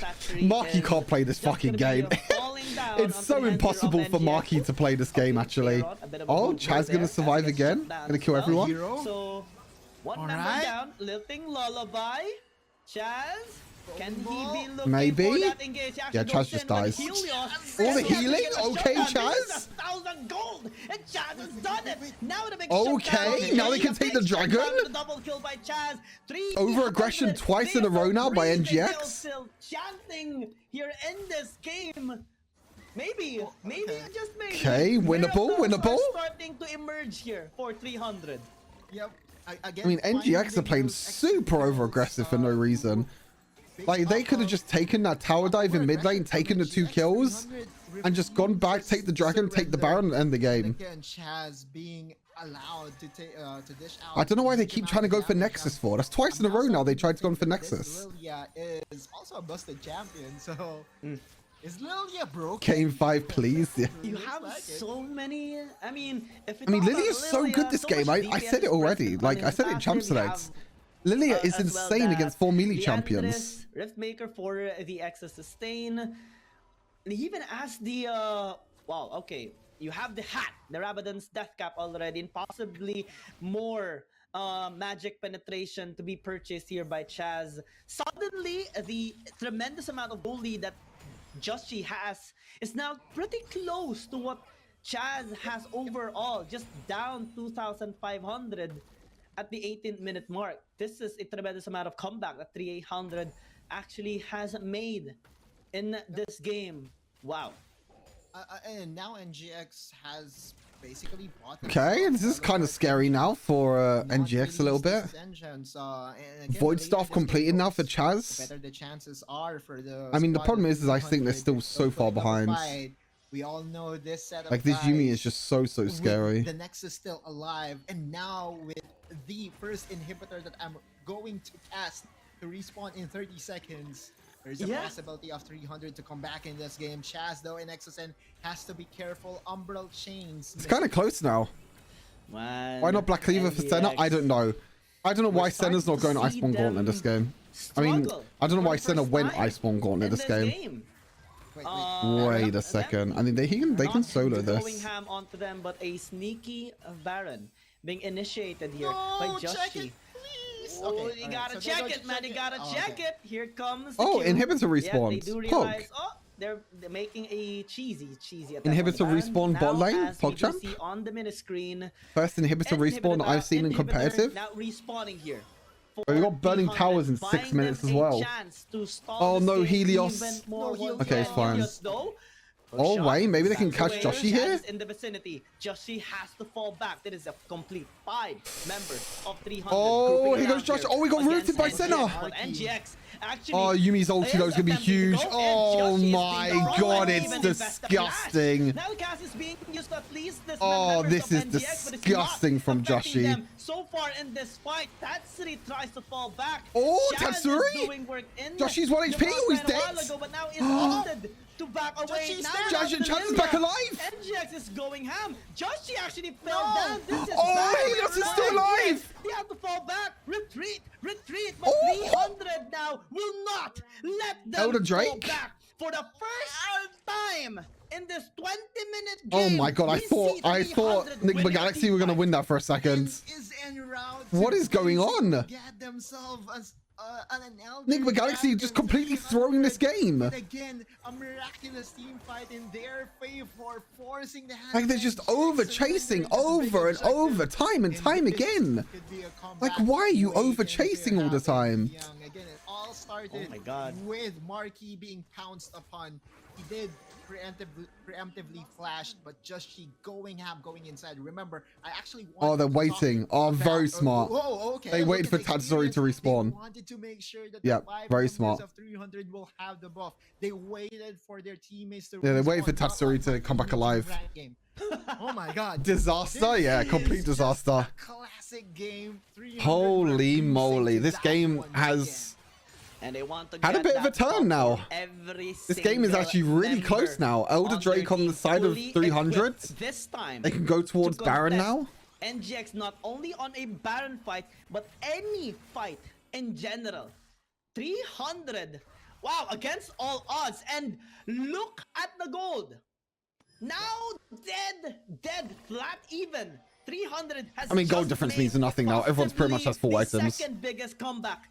At that point in the game where pretty much everyone has full items anyway. Did not expect this to happen. 300 need to force something though with this Elder Drake. They need to do something with this Elder Drake. They can't take Elder and just do nothing. Regardless of what gold lead you see in the graphic screen right now, they are okay. They're pushing forwards. 300 is now I thought they would go for Baron here. I actually think they need Baron. Going to force the hands of NGX and trying to take down this inhibitor tower as well. 300 wants the team fight. Okay, Yuumi ulti for the wave clear. That's not bad. Right now, I don't mind using Yuumi ulti there. Look at Yumi's ulti cooldown. It's already quarter done. Yeah, just go Baron here. Yeah, you could force a fight if you're 300. They're the ones being proactive. They're the ones starting the Baron. This time for the first oh my god, that Yuumi poke. Oh no, but they're wasting Elder Drake. But he is gonna be respected here by 300. They're completely wasting Elder Drake. Oh, Hextech ultimatum on to hide. Wait, I want to see the bot lane fight. Tremendously disastrous for NGX, but he is still able to fall back. Okay, Helios. Okay. Wait, is Elder Drake gone? Get the consolation prize though. Nah, but Elder Drake's gone now. No. They didn't get anything from Elder Drake at all. They have penetrated the base of NGX. I guess they're worried. For 300, I feel like they could really force a Baron fight. Nope, that's it. Elder Dragon's gone. Will respawn on the side of NGX. Meanwhile, Elder Dragon's gone. Freshly minted Mega Minion would popped up in the bottom lane, which actually would help 300's quest to get the. I actually think they could have done Baron there, or at least forced the team fight around Baron. My god, Young. Because if you force the team fight around Baron, you have Elder Drake, so you can easily win a team fight, no? Or am I just like... over to the WRL. Am I just not understanding the situation of the game? And they're... I don't know, I guess 300 are also like just... So good. Like really worried right now because it's like do or die for them. The endurance, the battle attrition of 300, well deserving of their name as a team, and Chaz being the Leonidas of the group. That's basically saved the game earlier twice in a row. I mean, that fight in the Nexus of 300 started it all. The swing around, the comebacks, and this is what we love even on boxing or any fighting game event. those teams that are beaten down so hard in the first interactions of the fight suddenly starts. I mean, everyone has full items now. Look at this. Everyone has full items. This match basically comes down to one team fight. Whoever wins the next team fight wins the game. Oh my God, Chaz's damage. That's it, that's GG. How did Tatsuri even know they were both in that bush? Guardian Angel is not gonna save you, buddy. As Aaron they can end bot lane. They can end the game. 300 is definitely doing it. 5 versus 3. They are sprinting their way towards the Chaz, absolute fucking giga Chad this game. On a game number 5. NGX is trying their best. They got no minions. They got no minions. 300 is just chanting awoo, awoo, awoo, and they are massacring the members of NGX. Oh my God, we're going to a game 5. Let's go. Oh boy. Chaz fucking popped off this game. Holy. Now, but I'm still saying, like, again, like, Nigma Galaxy completely threw that game. Like, Nigma Galaxy completely threw that game. Multiple times they overextended for no reason at all. Like, they tower dive in Nexus. They're over pushing team fights over and over again. Like, NGX just could have played passive. All they had to do was, like, they won that team fight mid lane when they tower dived the tier 2 tower. But then they tried to dive even more into Nexus. All they have to do is just go back, take the objectives. I think it was this. Yeah, it was this. This is 4 versus 2. Just go back, take Baron. Go back, take Baron, take Dragon, do anything. But for some reason, they overstay here. Also, how the fuck did Yumi get executed by Tower? Yumi got executed by Tower there for some reason or somehow. And instead of going back, they just go forwards towards the Nexus for no reason at all. And 300 definitely insane game. Insane. This was another one as well. Complete over-aggression again. I mean, it looked pretty good, but look at the stasis. Stasis is so broken. Again, stasis is so broken. Like, Chaz is on 1 HP. Look how much damage Chaz is doing, though. Like, I'm telling you, this Lilia pick is insane against 4 melee champions. It's so good. Like, it goes back to base against full HP. Like, when you're 4 melee champions, you cannot deal with a Lilia. Insane. And that gives them Elder Drake, which I guess stalls the game. I don't know. It's really, really weird. This, I don't know how they realized they were both in a tower, but the Lilia damage is insane. Such a good play from 300 to capitalize on that. AP damage, broken Lilia. I like what I'm seeing. Lilia was absolutely insane this game. Chaz popped off. Oh, we're going to a game 5. Let's go. I'm actually curious how much damage Chaz did in the end. I'm very, very curious how much damage Chaz did. 300 to win this game. It became the kryptonite of the unkillable demon lord of Joshi and Draw combination. Chaz Giga Chad, true. How much? 44,000 damage on Chaz. My God, holy 1,000 damage on Chaz. Holy. Can you get even higher Pop than off. that, Chaz? That's like a 6 performance that is with the damage. But this is Chaz. Chaz popping off. I mean, even though Chaz popped off, Nigma Galaxy made way too many mistakes this game. Way too many mistakes. Way too over aggressive. They could have just played the game passive. They could have just secured the win. Hey, Silver Scrapes, game number 5. Game number 5 to see who goes through to the WRL Group Stage. To just bombard them with a huge amount of AP damage, because looking at the itemization of Joshi at the, when the comeback was starting to happen, the Guardian Angel wasn't there, and then what he did was to sell the. All right, game number 5 once again. And now I do understand. And GX go back on the red side. 5th and final game.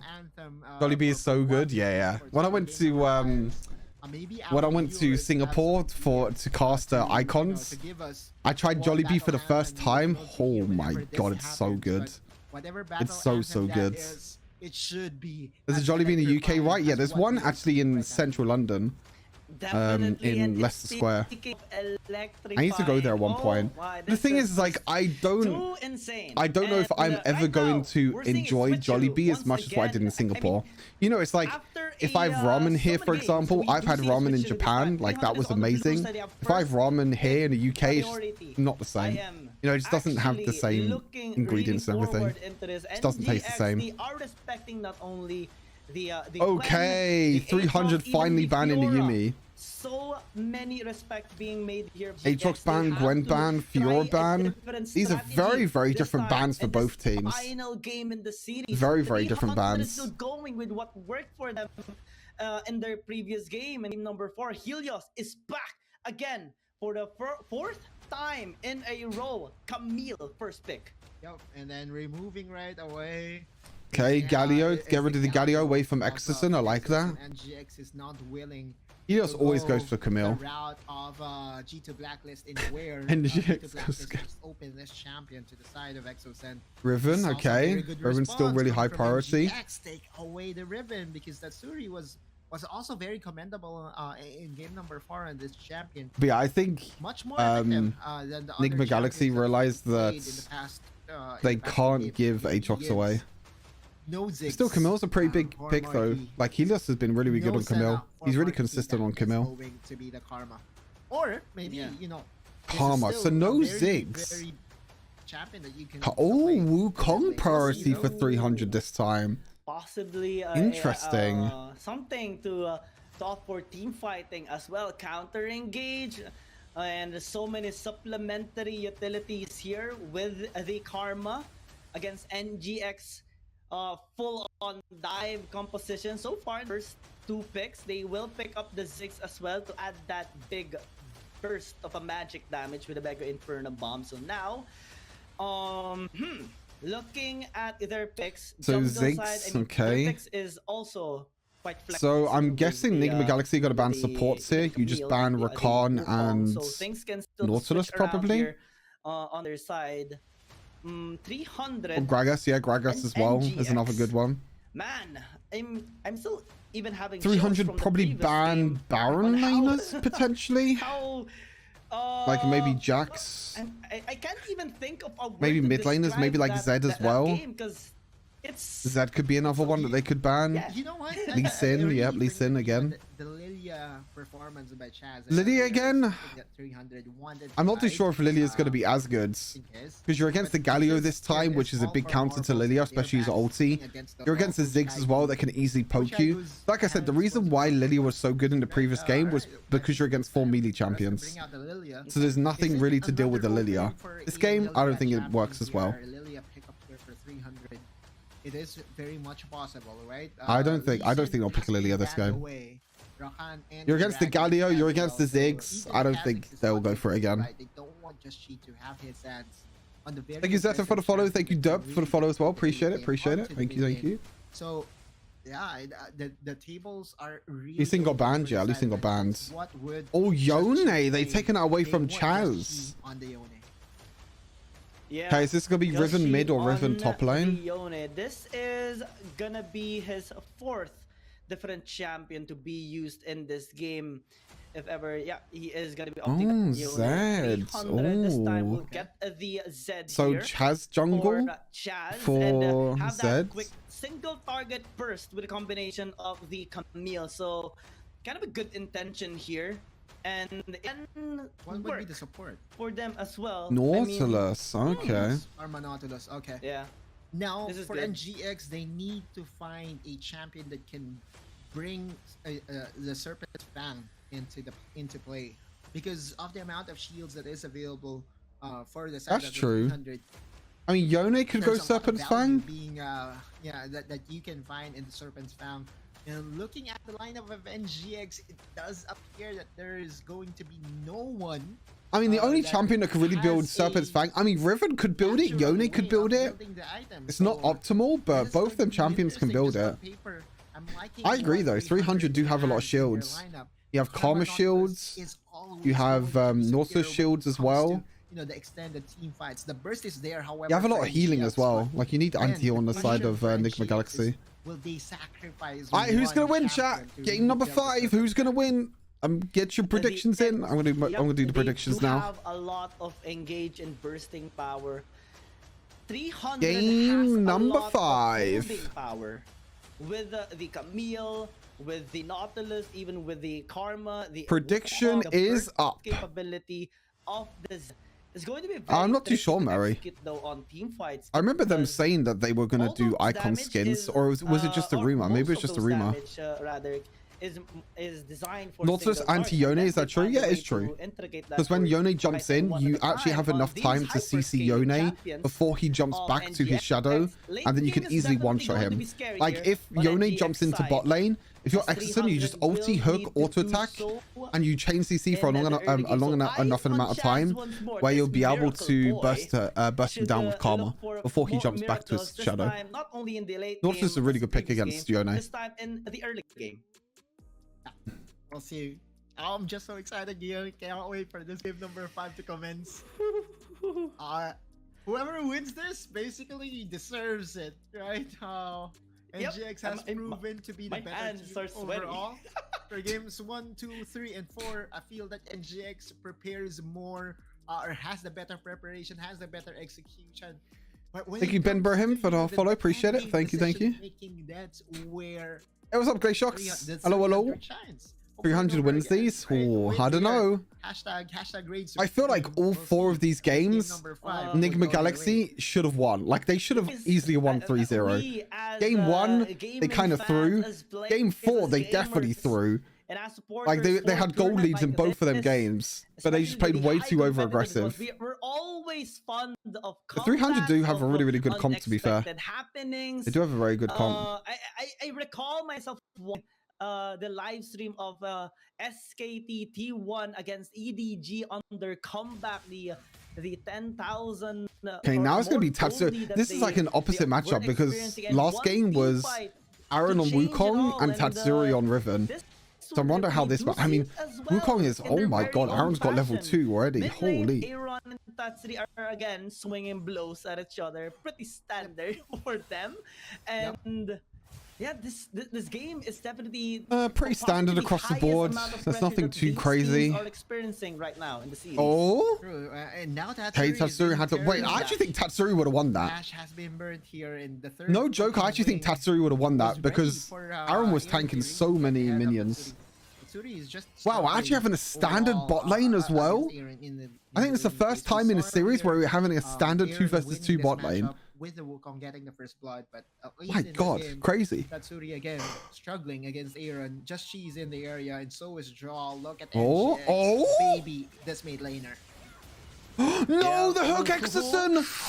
ARAM? Okay, he traded 1 for 1. Oh, Exorcism just misses the hook there. That was nearly a really smart roam from Exorcism. That was really smart. But he just misses the flash hook. Still 1 for 1 trade though. That's not that bad. Draw has no flash. ARAM has no flash. Actually, by 300, they're kind of expecting early game aggression now from NGX and 2 versus 2 bot lane, not for long. That's true. Supports roaming mid lane. That's very, very true. This next few games with it's so sad to see, like, as a dragon laner myself, it's so sad to see that in Wild Rift the dragon laners are the ones that are isolated. Normally if you're like, I don't know, PC League or just Wild Rift in general, it's like, oh, top laners are just gonna be isolated. Nope, in this game it's the dragon laners that are isolated. The dragon laners are just in a 1 versus 1 and supports are roaming. I'm trying to both supports mid lane. Right Crazy. I'm trying to wait for the big one here, Giyang, but if I'm feeling I guess what Zeri's probably going to be playing mid instead of ADC also. Wouldn't surprise me. Players here are feeling like it would not surprise me one bit. I'm feeling right now, so I'm just watching right now. I'm just actually, how well does Zeri do in a 1v1? I actually don't think Zeri does that well in a 1v1. The players, unless you're going for like the Black Cleaver builds. I watching TG's stream last night, watching his game. Unless you go for like Black Cleaver into like crit Zeri maybe. And You know, overall, yeah, emotions that he is showing in his live stream is crazy. What more in this game, in this against 300, one of the closest and possibly the most frustrating game as well that they're in right now, a series rather, against 300. Yeah, it's true, Glacerox. That's true. That's true. I've hit the reset button, and basically I'm going. I don't know. I tried Black Cleaver first item on Zeri, but I just felt like her damage output was just not that great. For 300, as we see, I feel like, I mean, yes, Black Cleaver synergizes really, really well with Zeri, but at the same time, I'm like, gank would happen. Oh, Helios. The cannon minion, though, oh, nice dodge. Okay, Helios. Wow, that was kind of smooth. Action time there by Helios. Helios has actually been performing really, really well in the on the Camille. Hides? Okay. Looking at Chaz, yeah, he is in the vicinity. What about Manimune Zeri? No, Manimune Zeri doesn't really work. It doesn't really offer too much. For the meantime, yeah. You don't really need the mana either. You're not really gonna be spamming abilities that much. I mean, you are gonna be spamming abilities, but like you don't really run out of mana too much. And toning down as well in there now. And just, you know, to finish about Tatsuri's Wukong. We've seen many times that Tatsuri was caught under the tower in the side lanes whenever these transitions happen. And being on the Wukong, at least you will have the access to the Cyclone, to the decoy, to try to outplay all those guys. So interesting. Yeah, it was a really nice dodge. Really nice dodge by Helios. If you are playing him, so I wonder if anyone's actually going to go for Serpent's Fang this game. 300 is so confident in playing Helios on the strong side, and Serpent's Fang being built by Chaz, which is no surprise because you have Yone Shield plus Riven Shield, and you also have Barrier for high top lane and Barrier for Demon Kite. No surprise there. We'll see. Serpent. Is it better to go Fleet against Jack? I mean, it looks like Helios is just going Fleet every single game. For ARAM as well. Lots of respect. I prefer Conquer or Grasp on Camille, but Fleet is not bad either. Like, Fleet is not a bad rune. I guess it just depends on playstyle. 5-minute mark. I guess he's going Fleet just to make sure that he has sustained during laning phase and that he's... Wait, they actually got to fight over Dragon? The Ocean Dragon and 300, instead of trading with them on the RH, they are going to be contesting Draw goes golden, has to flash. That knockdown is going to be huge. Oh, Exorson, nice. Down, that's the wind slash oh, okay. Oh, okay, 300. I don't know what you're doing. Joshi is coming on top, securing a double. Okay, 300. I don't know what you're doing there, honestly. Marky is all alone inside. Flashes away. Can he? Ooh, Tether onto 2. Demon Kite is in front of him though. Dodge. Can actually take the kill. Auto attack away. Lots of shield especially with that barrier. But like this, this whole time, Hyde is just top lane split pushing. Like NGX win the 5 versus 4. On an island, I'm not 100% sure if that was a solo. I mean, I guess draw baited in the end. It was kind of a weird bait, but draw baited in the end. Also, Joshi kind of popped off as well on the Yone. It's a really good ulti onto the backline. He killed Exorson and he also killed Chaz. Really, really smart from Joshi. The exit paths won't be there, but just Chi's ability to dish out damage is still so good. And again, exactly. Yeah, they burned. I mean, 300 did this in the last game as well. In last game, game number 4, like 300 just used all their ultimates on one champion, and then have no other ultis for the rest of the fight. Something that has been consistent all throughout. Like they try and burst it all for one kill, but yeah, it's kind of bad. Always been NGX getting a couple of. Okay, they trade towers, but I mean, Hyde probably already has like 1,000 gold leads. Because Hyde got all the solo tower plates in top lane, and he got first tower of the game. Hyde probably has like 1,000 gold lead at least. They're the ones who are ahead, given their. Yeah, 300 did the same last game where they kind of used all their ultimates for one person, and then they just lose the rest of the team fight because they have no other abilities available. Again, another game. As well as Helios. Another game where Nigma Galaxy has an early gold lead. Now they just need to make sure that they don't play over aggressive like they have done previously. Should hit its mark, especially the later this game goes. But you know, I mean, 300. That's basically the way it goes. The first few minutes there. Okay, it's not 1,000 gold. It's 500 gold leads. It's still a pretty big gold lead for Jax. They just elevate their playstyle to a different 500 gold lead top, 500 gold lead mids, over 1,000 gold lead. No, sorry, 500 gold lead jungle and over 1,000 gold lead mid lane. Look at the difference between ARAM and Tatsuri right now. Holy. Tatsuri has 5,500 gold. What the hell happened to Tatsuri this game? Getting the aggression, gold funneling has been on point too. Just she and Aaron has gotten them quite a lot of kills and assists as well. And if we compare their gold against the respective enemies, Chaz and Tatsuri are actually down. Chaz? Oh, Chaz, no. You have no vision, buddy. An instant. And he's got instantly one shot. Why would you engage onto a Galio that can just taunt you and knock you up? Why would you do that? There's just no reason. In order to escape, looking at the side. Oh, Joshi, there's a chain CC from the Northwest that I was talking about. Helios in the backline as well. Okay, they trade one kill. This is the over-aggression though again from Nigma Galaxy. Yeah, like, oh my god, the barriers. It's so good. Again, it's just Nigma Galaxy over-aggression. Like, why are you tower diving behind tier 1 and tier 2 tower? I don't get it. Oh my god, Chaz lives. Oh my god, Chaz lives. Like, again. I don't get it. Like, again. Like, Nigma Galaxy get an insane lead and they get insane plays, but again, they're just over-aggressive tower diving tier 2 towers. Like, I don't get it. Why are they tower diving on the tier 2 towers again? It hurts so much because Nigma Galaxy are by far the better players. But they just keep misplaying. They just keep playing over aggressive. 300 knew that the position favors them and continued onto that fight, marching on. Still, all the SDA teams are like this, but I feel like. I mean, I watched yesterday and I watched today's game, even though today I only watched one series. But I feel like Nigma Galaxy are like the only team that are tower diving fucking tier 2 towers and everything. Like, it's crazy. They invested a lot to get that pick off against Chaz. I also did see Fate Seal being committed by Cheschi, so I just don't get it. I don't get the early aggression. Like, Nigma Galaxy have an insane gold lead, but then they just throw it. Well, they didn't throw it all away. They still have a gold lead, but they're throwing some of it away by tower diving tier 2 towers for like no reason. I mean, it's a fucking 2,000 gold lead in mid lane. What is this? The first few minutes of the game, and look at this. There's a 2,000 gold lead in mid lane. What is going on? They're sending Hyde on the other. I mean, they're just Hyde split pushing right now. They have no hole breaker on Helios. Game we see NGX attempting to take double objectives, but this time they lose to Rift Herald. They transition towards the bot side. Hyde is dealing tremendous amount of damage though onto the tower. Oh no, Helios. Okay, they baited Galio ulti. Maybe they can fight this actually. Oh, that's an insane taunt onto the backline. Oh my god.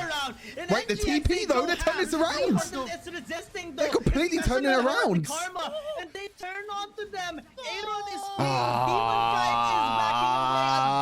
Why does this always happen? Oh my god. I don't fucking get it. Who the hell had TP there? Oh, it's fucking Tatsuri got TP. Oh man. But you know what? Baited by Galio ulti, I guess. I don't know. Having access to the teleport engine 11 minutes into the game. Am I rooting for NGX? No, I'm not rooting for any team.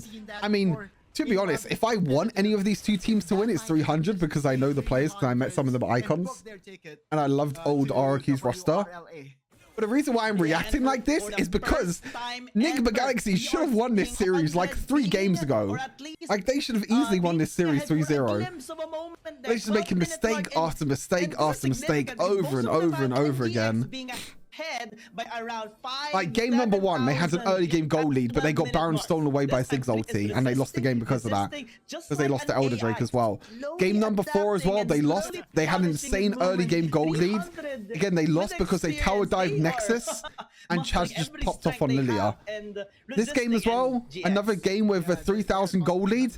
They tower dive tier 2 tower, and they also tower dive difference. For no reason. What the fuck is Exoson doing here? Don't do this, Exo, no. Oh my god, what is... Cancelled. Okay, baited by fucking Stasis. Okay. Chad's popping off as well. The damage is just too much. Oh my god, but the Ziggs damage is insane. In the front line, Helios is very low. A double kill by Chaz on the back. Oh my god. By the way, Helios on Camille is kind of fucking insane, no? I mean, he used to play Camille mid lane, if I'm not mistaken. So it doesn't surprise me, but Helios Baron lane is kind of insane. I don't know his HP bar anymore, but he is still alive. You think they are tilted? I don't know. But they've been playing like this whole series. Into the mid lane, like, for example, game number 2, they just dominated 300 in game number 2 because of that Lee Sin pick. Game number 3 also dominated. So much damage was mitigated by the shields that is. But yeah, I don't get it. Game 1 they threw. Game number 4 they threw. This game they're throwing. Camille is his best champ. Yeah, I can imagine Helios' best champ in the Baron lane is Camille. I can imagine he's very, very good on Camille. NGX has 0 Serpent Fangs. So this is. Was he Helios versus Chami? Yeah, people are saying that Chami is like underage or something. Doesn't reach the age restriction. You go for a champion that can build Serpent's Fang. And there you go. Looking at the items, no Serpent's Fang whatsoever for NGX. Yeah. I mean, I think you build Serpent's Fang on Yone this game. Or Riven. I think you need at least one Serpent's Fang. Because the Karma shields are just way too much. And Nautilus as well. I think you need at least one Serpent's Fang this game. Arrow of that Varus, and it's all because of that Serpent's Fang, the shield negation. Now, without that on NGX, it's pretty much so difficult. Yeah, apparently Chami is 16 Glaciox, and the age, you have to be minimum age 18. That's what people say in Twitch chat. I don't know if that's the actual reason. I thought it was always minimum age 16, to be fair. Oh, Tatsuri's dead. Wait, what is Helios doing? Oh my god, do you see that Camille damage? Goes in under the tower. Oh no, don't say 300 about to do the same thing now. I mean, they're doing okay. They're not tower diving onto tier 2 towers at least. But NGX, they're being pressured right now with a mid-side push. The WRL qualification needs to be 18, yeah. Can go for a Draw's head, but remember Draw still has the stasis engine and 300 wise. It's okay. 300 slightly more. You know what I think it is as well? I think it's more experience as well from 300s. I think the experience is coming in key from 300s. Because 4 out of the 5 members went to Icons. You would think that 300 is well. Like RRQ used to be one of the best teams as well in SEA. So I think they have the experience, to be honest. I'm just looking at the 1K gold VD here for the side of 300. In the retrospect of Coach TG said it's about the age. Oh, okay. 300 are still close. They're still dead even. Hyde is an old RQ player. Hyde didn't play in Icons, did he? What was RQ's Icons lineup? Yes. I don't think it was. I don't think Hyde was in it, was he? Or was he in? It as if like they are 5K ahead, right? The aggressiveness, the guidance of 300 is not what we have seen in the early stages of games 1 to 4. So this is a different 300, and now they are doing what they are best at, which is basically to control the vision game. Oh, they had Devil J. No, it's Devil J. Yeah. Hyde was before Devil J, right? If I'm not mistaken. Hyde was before Level J. Devil J, sorry. Some information gathering for you, but basically this is a playstyle of NG. Yeah, early is a Wild Rift. Yeah. Yeah, Hyde was before Devil J, yeah. And they are basically on the coattails of. See, I'm starting to slowly learn about Asia player profiles and understanding the players from Asia. ROR Adam versus Zeus throwing punches at each other in their final moments. Galliol the team. first person to lose at their limit will fall down. Yeah. Okay, Exerson. What? Exerson hooked the wall? Chat. Okay, this is scrappy. Oh, Exerson actually cancelled the dodge there. Exerson is probably dead here, right? Exerson's dead. Oh no, Helios! Oh no! Oh my god, Helios! Oh, the stasis! Nah, but this is Liga stasis. Oh, Chaz goes back in. Another stasis. What is going on? Aaron's gonna get punished. Chaz gets a double kill. And oh, Tatsuri healing.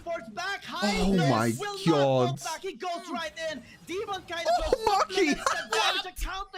What the fuck is going on this game? Holy shit, the whole last team fight was just Liga stasis. They live for the whole last team fight was just all Liga stasis. That's all it was. Holy shit. That was fucking disgusting. And it started with Exos not being able to mitigate. Exon, I think, misplayed a few times. He kind of missed a few hooks. And also he got caught. He was bursted down right away. Oh, God. While, you know, the main not gonna lie, it looks like a scrim game. The potential of all those champions. Oh my god. I mean, Maki has such a big goal lead in the spot lane. All the punches. I can't think of who's going to win here. It's so even. 300 is now 2k behind. NGX winning that team fight. Wait, where the fuck did Nigma Galaxy get a 2k goal lead from? Wasn't like 2 minutes ago 300 had like a 1k goal lead? Where did Nigma Galaxy get this goal lead from? We don't know. Both of them are just wait, Maki is 609. Maki's popping off on his karma. From our chairs right now due to the I mean, this just comes down to one team fight. Elder Drake's up soon, Baron's up soon. One team fight wins this game. Viewers that we have out here, but also one team fight wins this game. That was such a scrappy last team fight. Man, this is just a different game. Tower or is Tower okay? Let's backtrack a bit. All 20+ minute games with like 50+ kills. Influence the late game. Is slowly being realized. Yeah, Marky's pretty much whole build. Marky's insanely strong. Away from having the complete item. However, he has Joshi. Oh, the hook. Oh, that was close. I thought Exxon caught him there. Oh, that was fucking scary. That was scary. Why is Chaz going top lane? Quick prediction there by That was scary. I thought Exxon caught him out there. Marky's doing so much damage. This is like finals, upper bracket finals, but this seems like the grand finals for season 1. That's the vibe that this game is giving right now. And 300 and NGX, kudos to them. They're being very tenacious all throughout the series. And this is over such a close game. Such a close game. Invested in the series in total here. And both teams are not being scathed. Both teams are still being very efficient in their farming, in their ganking, and even in the little bits of time that they are in this game. Even in the ganking phase, everything is on point, down to the bans on the champion of Joshi. Yep, 2 TPs now for Baron laners. Staying strong here for both teams. And now, Elder Dragon, yeah, part of the mix. Camille's pretty much full build. Hides. I mean, everyone's pretty much full build now this game. They know everyone is full build. The only one that's really behind. Wait, Tatsuri only has 3 fucking items. Tatsuri is so far behind this game. Holy shit. He has 13,000 golds. Tatsuri only has 3 items. What the fuck happened in this game? Oh, Joshi might be caught. Is an engage coming from Joshi. Okay, no Gali ulti. What? Draw? Oh! Wow! So swift on holy shit, that damage from fucking Ziggs. In the front line, he's just trying to do some work here. Aaron? Aaron in the front line goes golden, but might have to trade his life. Never mind. Draw is there to protect his comrade. No. They punish Tatsuri. They get Exosen as well. Oh no. How did Exosen die as well? Where the fuck did Exosen die? Holy shit, that engage from draw was fucking insane. It's not over yet, Chaz. Is still in the area. We have seen I thought Galio was going to go way too far, but that taunt... Okay, they win now. Elder Dragon secured. Yeah, Elder Dragon's gone. That's it. NGX has it. And finally, NGX win the series. They're the ones I feel like they should have won this series like 3 games ago, but yeah. Dizzy and Makes they can just go Baron now if they want to. In that fight. 3 people are dead. NGX grouping in the mid. They have been threatened so many times of a comeback here for 300, but this can be the best possible case for them to finally the taunt from Draw won this game. Just looking at that, like the taunt was so fucking clean from Draw, because like the taunt into Mega Inferno Bomb just basically one-shot Marky and Chaz. Like Marky and Chaz were completely out of the fight. Draw's engage was so insane. The mid laner of 300, Exosen and Tatsuri both dying in the process, and now NGX has full control of the game. Elder Dragon buff, Baron buff, and 23 minutes in. I don't think there is any way the 300 can come back into this game now. Baron buff, they're just going to push all 3 ways, or they're just pushing 2 ways at the moment. But they need the 300th miracle in this game. How many Joshy? Okay. I mean, they take double in hit. They can't fight though because Elder Drake. They just need to defend the base as much as possible. They cannot fight with Elder Drake. Oh, this is going to go down to the wire. This is going to go down to the wire. Oh no, they still have Elder Drake. Yeah, GG. Yeah. That's it. GG's. You can defy us twice, but third time we Nigma Galaxy. Congrats. What an insane series though. Holy shit, that was so crazy. Such a back and forth series. Such a back and forth series. Very well deserved representation from the Philippines. So we got our 3 teams qualified for group stage. Burium. I can't remember who the second team was. Enigma Galaxy. Got our first 3 SE8 teams. I don't have any. That was fucking insane series. Big of a series that was such an insane series. I loved it. But to the whole WR Esports, it was just a classic between these 2 teams. They're giants here. Oh yeah, CS was the other one. Yeah. More words to really describe what I feel right now. I mean, I don't know what happened in that last, like in this game.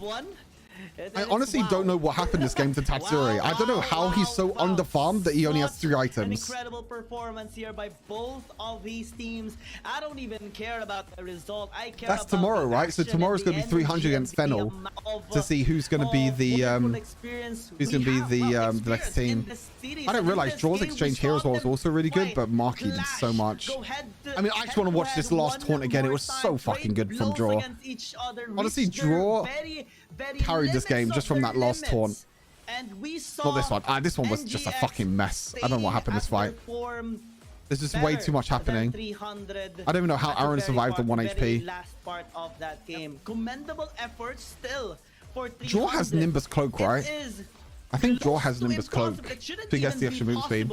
Is G2 out? Yeah, G2's out. Miraculous comebacks in a single series, but they have done it. They have defied expectations against a team that defies logic, but they cannot do it the 3rd time around. NGX. Where's this last taunt? Please say they have a replay of this last taunt. Was this it? Yeah, this was it. Fuck me. Watch Draw here. This was insane. Galio ultis to stop the Chaz engage. Watch this taunt here. Taunt, Mega Inferno Bomb, boom. Marky and Chaz out the fight completely. Holy shit, it's so good. I could watch that flash taunt over and over again. But I would love to also highlight over and over again. I can watch that taunt. So clean. Overstaying, waiting for Aaron's so good. To just time out, but with the mobility of the ribbon, I completely carried the team fight for Nigma Galaxy. Won the same taunt. Not needed at all by the 300. What a series though. What a series. So absolute banger. It's kind of banger series. Look at both the dual laners doing insane amount of damage. I mean, this game is still pretty close, but Tatsuri was way too far behind this game. Always, you know, look at 20 kills to 19. Karma damage. Also, you have Tide as what an insane game. GG's. What an insane game. Overall,